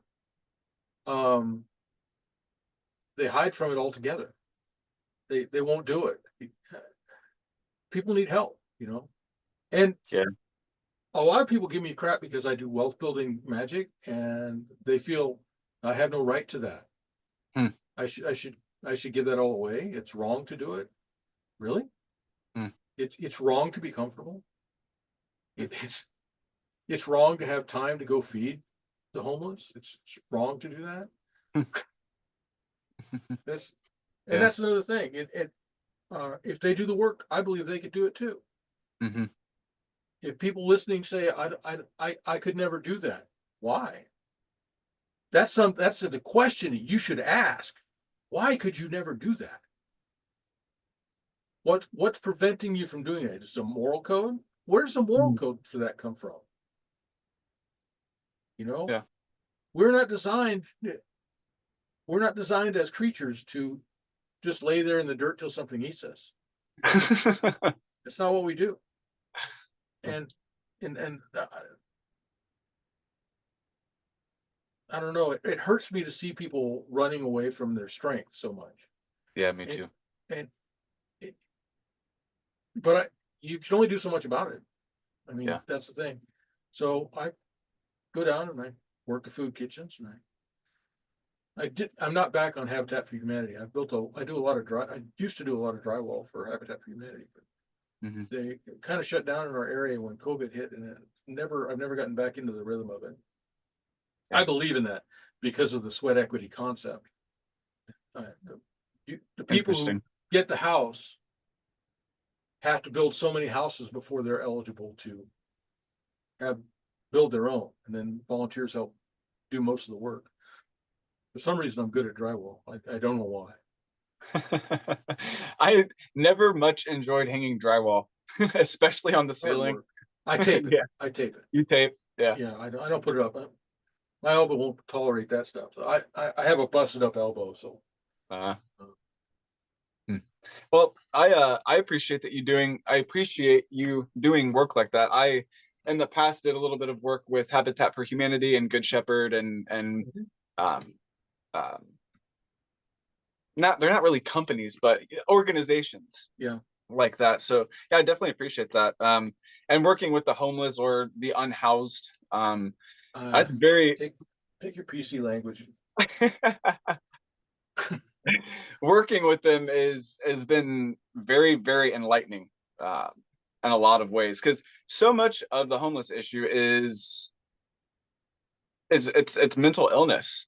Like you can say, oh, they did this or they did that, or they're just on drugs, but a lot of that is self-medication and self-seeking. They're trying to figure things out. So yeah, it's good to see a little bit of compassion extended that way. I read a book about how terrorist cells pick up young boys, how they get them involved, and the biggest problem is boredom. Interesting. Same problem with the homeless people for the most part. Idle hands. Well, the drugs help take up that time. They have so much time with nothing to do. Right? Yeah. So another thing I used to do, we had a church, it shut down, but out in the valley, that they did basic skills, and I taught basic math, basic reading and writing, basic computer use, interview skills. Because if you can't read or write the job application, you can't fill out the job application. You got to use a computer to do it now, because every place you go, they want you to apply on online, right? And you got to be able to balance your checkbook. Mm-hmm. And so many people, you talk about balancing your checkbook with somebody 20 and younger now, they got no idea what you're talking about, most of them. They've never written a check. Yeah. That was a mandatory part of a class when I was in high school.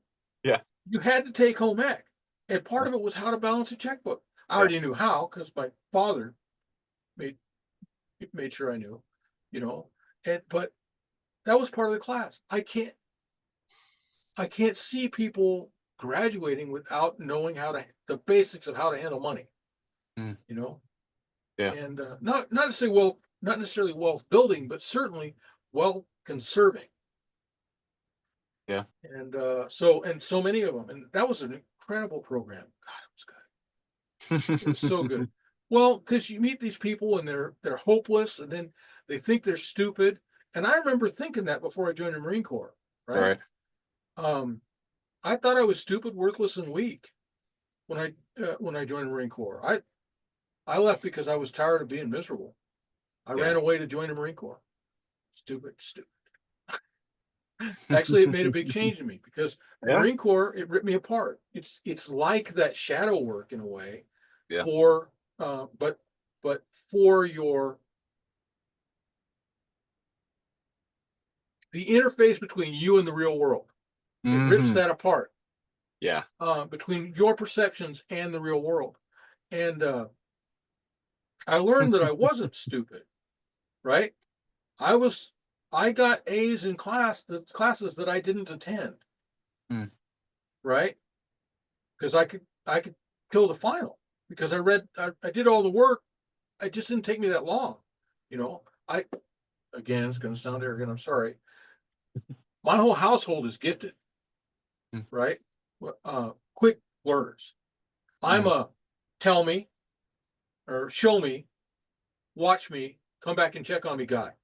That's when you teach me a skill, that's all you got to do. Yeah. And my wife is tell me. Unless there's something, just tell me what to do. Unless there's some special button you got to push, and she'll figure it out. My daughters are both tell me's. Right? The average person takes 14 experiences to get something. That's the average human being. I'm really lucky. My daughters got into a school of the gifted. They tested in. Happened to be part of our school system. It's part of the special education system in our local thing. And if the listeners, if you suspect your child is gifted, do the research. Get them in a gifted school. Because about 3rd or 4th grade, that starts shattering what they are. I had no idea I was as smart as I was. I didn't know I was smart. My father had me convinced I was pretty stupid. And the Marine Corps solved that. But I didn't know what made me different. And gifted people see each other. You know that. Yeah. We see it. We see that level of awareness in other people, even if they've been stunted. Even if they've been stunted by family or society. You see that level of awareness in them. It turns into fear if it's not developed. Because they don't want to get caught being smart. That's a big problem. Or different. Different. Well, that version of different. But all gifted means is you learn quick. It doesn't make you smarter. It just means you learn quick. But it makes a difference in how you process the world around you. And that's a big problem. So get your kids in gifted. If you've ever looked around and said, stupid, smart, I like that person. Get some evaluation, find out if you're a gifted adult. If you're a gifted adult and you never knew, find out. You're going to be a lot happier with your life. Who is it?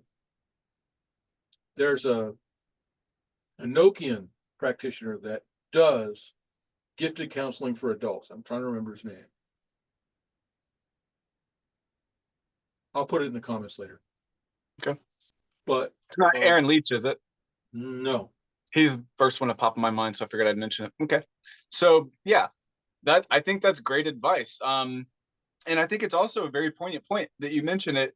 It doesn't necessarily have to do with intelligence or how smart you are. It really seems to me as well to have to do with how awake and aware of how present in the moment they are, as opposed to off in some other place, which I tend to go back and forth, if I'm being honest. Sometimes I'm an absolute space cadet, but other times I'm completely dialed in. So well, gifted people also live in an inner space too. So, and it makes a difference, your outer intelligence, your outer awareness and your inner awareness.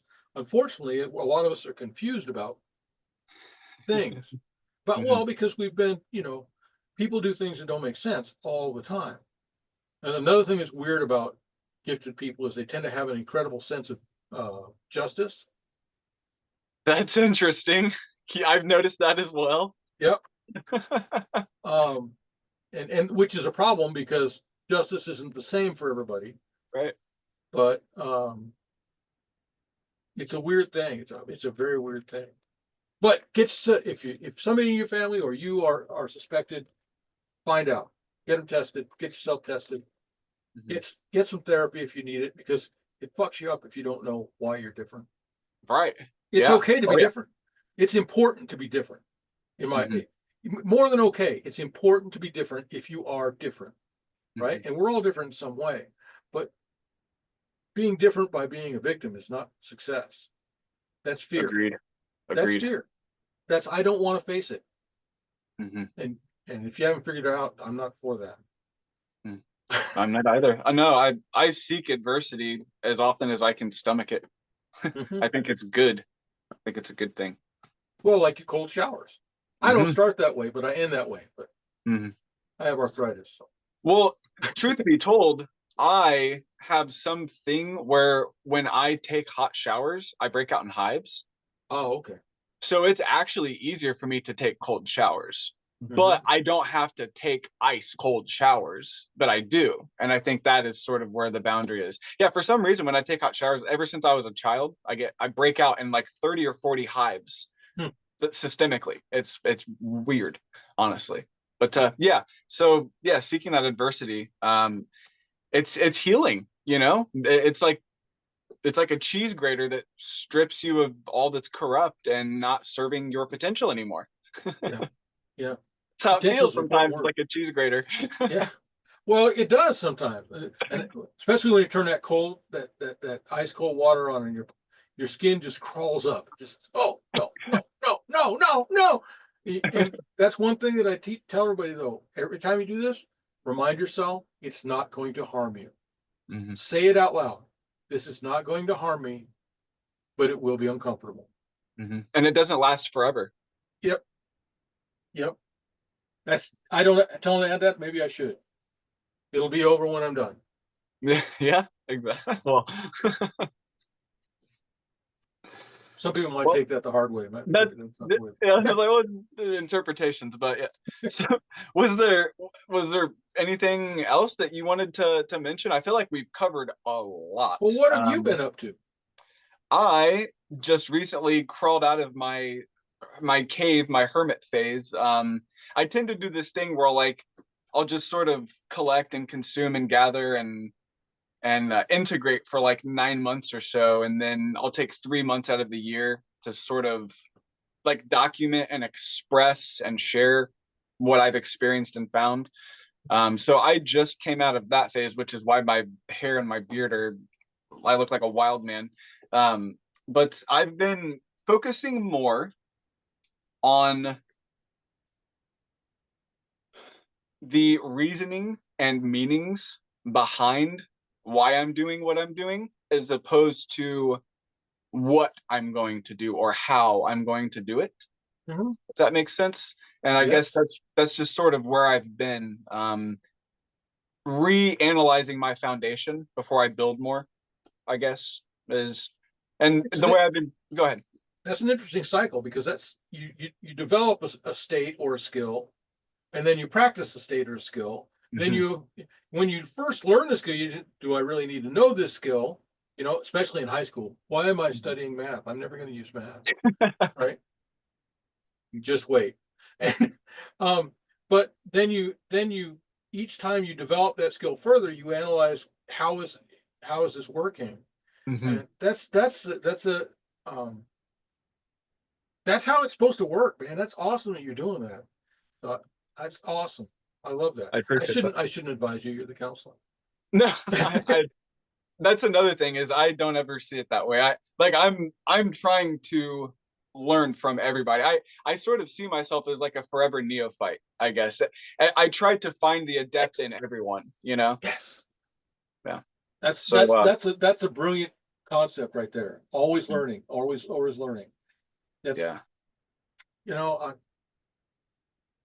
I don't look 63. That's why. No. I'm always learning. That's good. That's great. I'm always learning. And that's I think that's the closest you're ever going to get to the fountain of youth, is well said. Keep learning, because there's so much out there. We tend to develop internally as occultists more than externally in our social circles, because of the way we process things. But there comes a time when you need that social circle too.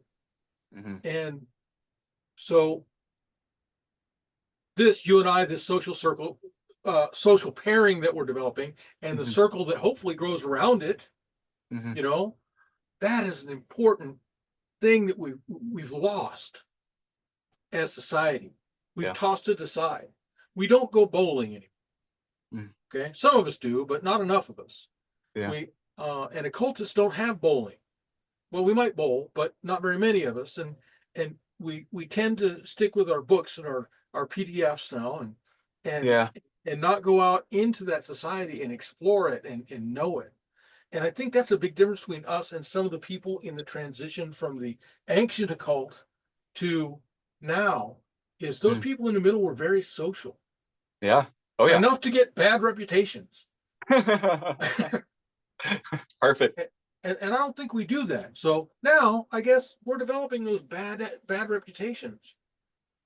Well, and you raise a very interesting point in my mind, which is it's almost like we're fragmenting the frequency by being so isolated. Like the occult used to be a living thing. We used to share it with one another. And now part of our collective village. Exactly.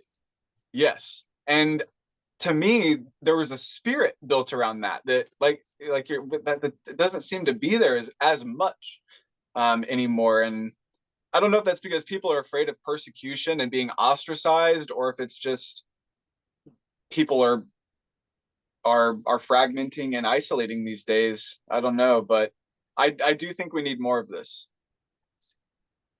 They're lazy. Could very well be, yeah. Could very well be. You got to go out there and find your people. You know, when my daughter, my oldest, she went to college. She went to a college that was filled with gifted kids, and you could feel it when you walked on the campus. And she said, "I met my people." I found, she had found her tribe. Yeah. And that was an important thing. And we aren't looking for a tribe anymore.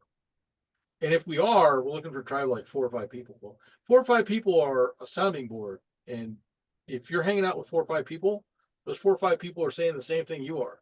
Echo chamber. Yeah. Yeah. And I don't know. It's craziness. It's craziness. It is. Yeah. You need to go to a dance club and learn ballroom dancing. That's what you need to do. That'll help. Yeah, absolutely. We need to socialize more. It's actually funny. I don't know if I should tell this story or not, because it's a little bit personal and it seems a little grandstandy, but that's not my intention. Last night was Christmas, and what I wanted to do for Christmas evening was go to a bar, because I just had this feeling like there were people there that had nothing else to do on Christmas but be at a bar. And I go there, and I ran into someone that I had not seen in 20 years. And that the socializing, the connection that we made, it was like their hearth was rekindled. Like they were, and the other thing was, they said they sat out in the car for half an hour. Like, am I really going to go in a bar on Christmas? Is this really where I am in my life? But going in and approaching that like sense of like letting go and seeking, like, put them in a place where they were able to socialize. And after we ended up leaving, they thanked me several times, because they had been lacking that in their life. Yeah. And it was so funny, because as soon as they walked, but your name is this, right? And she said, yeah. I said, you used to go to this church, didn't you? And she's like, yeah. Like, she knew that I wasn't just trying to pick her up or something, And it just the synchronicities and all of that were just so wild. But the concept of reaching out and connecting with other people is something that I think we're lacking these days, and we're not getting from screens. Like, this is great, but it's not the same. Like I said, is in breathing in that person's breath. There's a transmutation. There's an alchemy that happens there. Both circles, one of the requirements is you have to serve a meal and you have to be served a meal Interesting. by a member, with a member. Mhm. And so it's an important thing to go out and meet new people and know that new person. Mhm. Before, you know, and you went out and you relearned that person. Are you still going to be Yeah, in contact?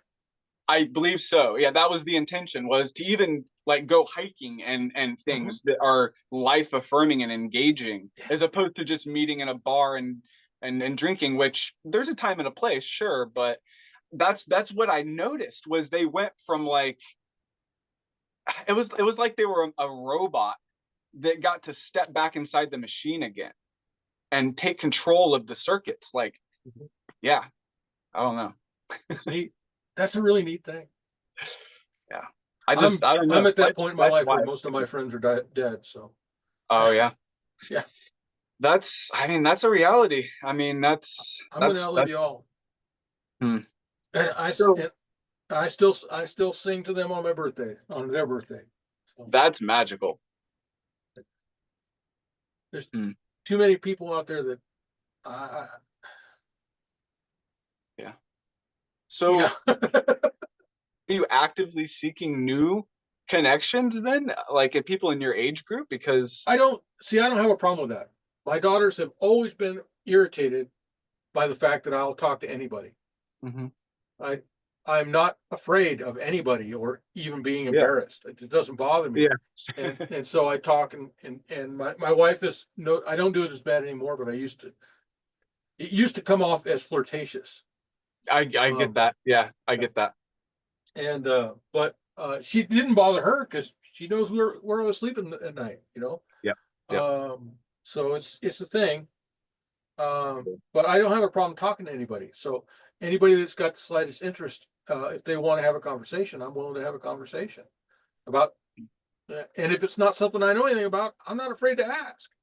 Mhm. That's That's that's oddly familiar. I before I met my current partner, I had been broken up with more than once for flirting with the cash register or the waitress.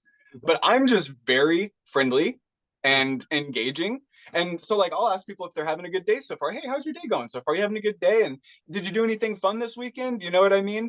Because like, I don't know, sometimes it sucks being at certain workplaces. And I just want them to know, like, hey, I care about you. Like you're not just a server in this place or whatever. And so, but when I met my current partner, she's like, I really like how engaging you are with people. And that was one of the first signs that I was like, okay, she's a good one. Because she had enough sense of self and she was confident enough that it didn't bother her. So I definitely get when you say like it comes off as flirty. That's yeah. What do you do? but You know? I'm not concerned about it. You know, Right. But I yeah, so have abused that talent in the past intentionally, but mm, so it was Christmas time, and I was shopping for my wife, and there was a specific piece that I had thought about, but I didn't buy. mhm. And I went in, and I had to leave. I only had like 15 minutes. So I applied that charm to the young lady who was telling me that they were closed Mhm. so that she would let me in and let me purchase the item For your wife. for my wife. Yeah. It Yeah. was a horrible thing. It was not a good thing to do. Well, So I don't know. Some say that intention is 9/10 of the issue. I don't know. I made sure she knew what was going on before I left, but Okay. Yeah. I did manipulate her. It's a horrible thing. I don't feel I guilty mean, about it. I accomplished my mission. some would say that the salesman's entire foothold is manipulation. So you go in to buy something like that. I mean, if they hadn't have been closing, she might have been manipulating you. So Yeah. I don't know. But yeah, the only reason I ask about communicating with people that are in your age group is because I've found that as someone who also communicates with like anybody, if I see someone that looks interesting, I will talk to them, even if like I'm embarrassed, whatever, I don't give a fuck. But I've noticed that there's something centering about speaking to someone that was born at a similar time. I don't know. It's to me at least very centering to speak with people who are grounded in my age group as opposed to someone who is grounded younger or older. And I doesn't seem to be the case with you. No? I'd have to think about it. Hmm. Mostly the people who respond strongest are usually older. But see, when you're talking older, for me, that's quite a range compared to probably most people listening. I'm at the age where, like I said, most of my friends have died or gone already, and those that are not looking great. In fact, I catch a lot of crap because I'm obviously fat, though I've lost a lot over the last year. So they assume that I don't eat well and I don't exercise and all that. Well, I eat really well, often and fully, and I can haul a deer 2 miles over rough terrain, and that's one of those true tests of strength. Yeah. You can go to the gym and lift weights, but can you dig a hole 6 by 6 by 3? Right? Can you dig that hole in one go? Can you do it? That's the thing people don't get. And so the friends that some people give me a lot of crap because they don't understand that I am going to outlive them. That's my goal, is to outlive, to bury them all. I want to bury everybody. And eventually I'll fail at that goal. But when I talk to somebody that's older than me, they've already looked at this. The fact that they've outlived the majority of their peers. That's a different perspective.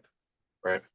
I got a call, I got a call on my phone a while back from one of my high school friends that I hadn't been in touch with. And I didn't get it immediately. It came to the answering machine on the phone because my name is listed, or it was. I don't have that hard line anymore. It was on the answering machine. It was about a week old. And I tried to get a hold of them, and the phone would ring, and I could leave a message, and it would ring, and I could leave a message until it got full. And it turns out it was his son calling me about the funeral. And I don't check the obituaries. Yeah. I don't do it. I'm again it. I don't. But he was calling me to see if I wanted to attend, and I hope I didn't hurt him by continuing to call back. But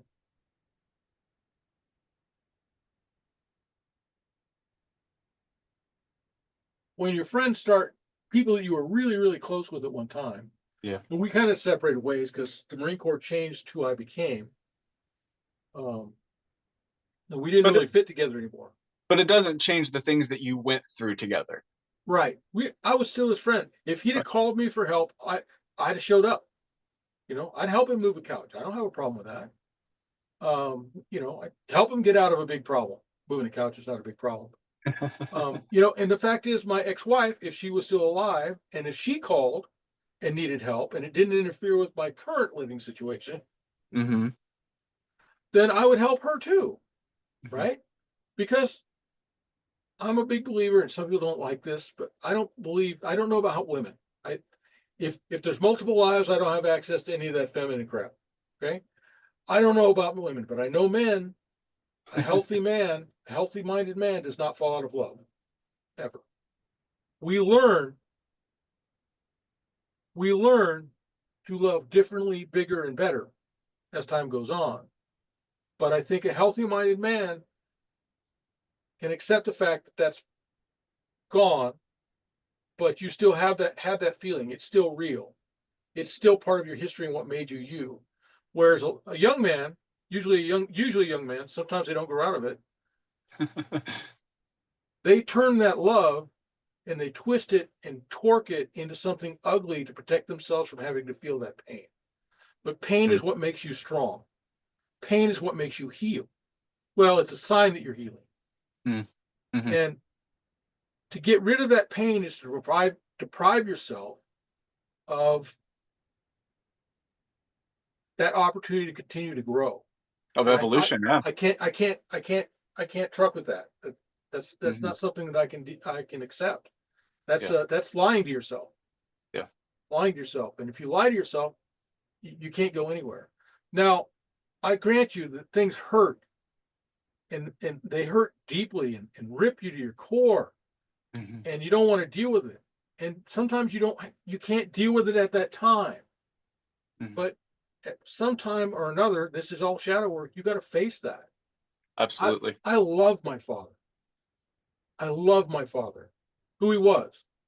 I I took a special trip to Alaska just to drop his ashes in the ocean, at his favorite Mhm. fishing spot. Um, but I hated him at times. Yeah. I hated him for some of the things he did, his racist, horrid hatred of people. And I don't think he was aware of all the things he did. I really don't. Yeah. Um, he, and sometimes I even look at it as if his racism was a facade. Because when he wanted me to learn how to shoot pool, one of the people he shot pool with happened to be a dark gentleman, Mhm. you know, and he set me aside with this guy to learn to shoot pool, and they got Mhm. along like nobody's business, Hmm. which I could not understand. Interesting. I couldn't understand. They got along so well, but Mm. and this guy said, "You and your father and I don't always get along, but we always respect each other because we are who we are." Mm. That's what he said. We are who we are. And but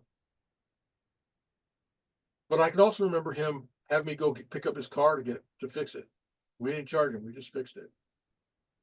You know, Mm. it wasn't even thought of. Oh no, just tore it up. Tore up the ticket.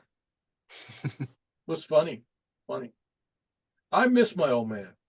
He used to be the old bear. I became the old bear when he died, and Interesting. well, shortly after he died,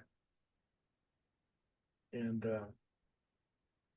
I had to forgive him for beatings and verbal abuses and things that made me really, really hard. At 16, he sent me to do collections. He sent me to go collect from a debtor, Mm. from a guy who owed him $700. That was Jeez. something. At 16, I was a monster. Mm. I was a monster. When I went into the Marine Corps, I was a monster. I was pulling transmissions by hand without a jack. Um, I was doing that at 16. Um, I worked in the snow because I was the boss's kid.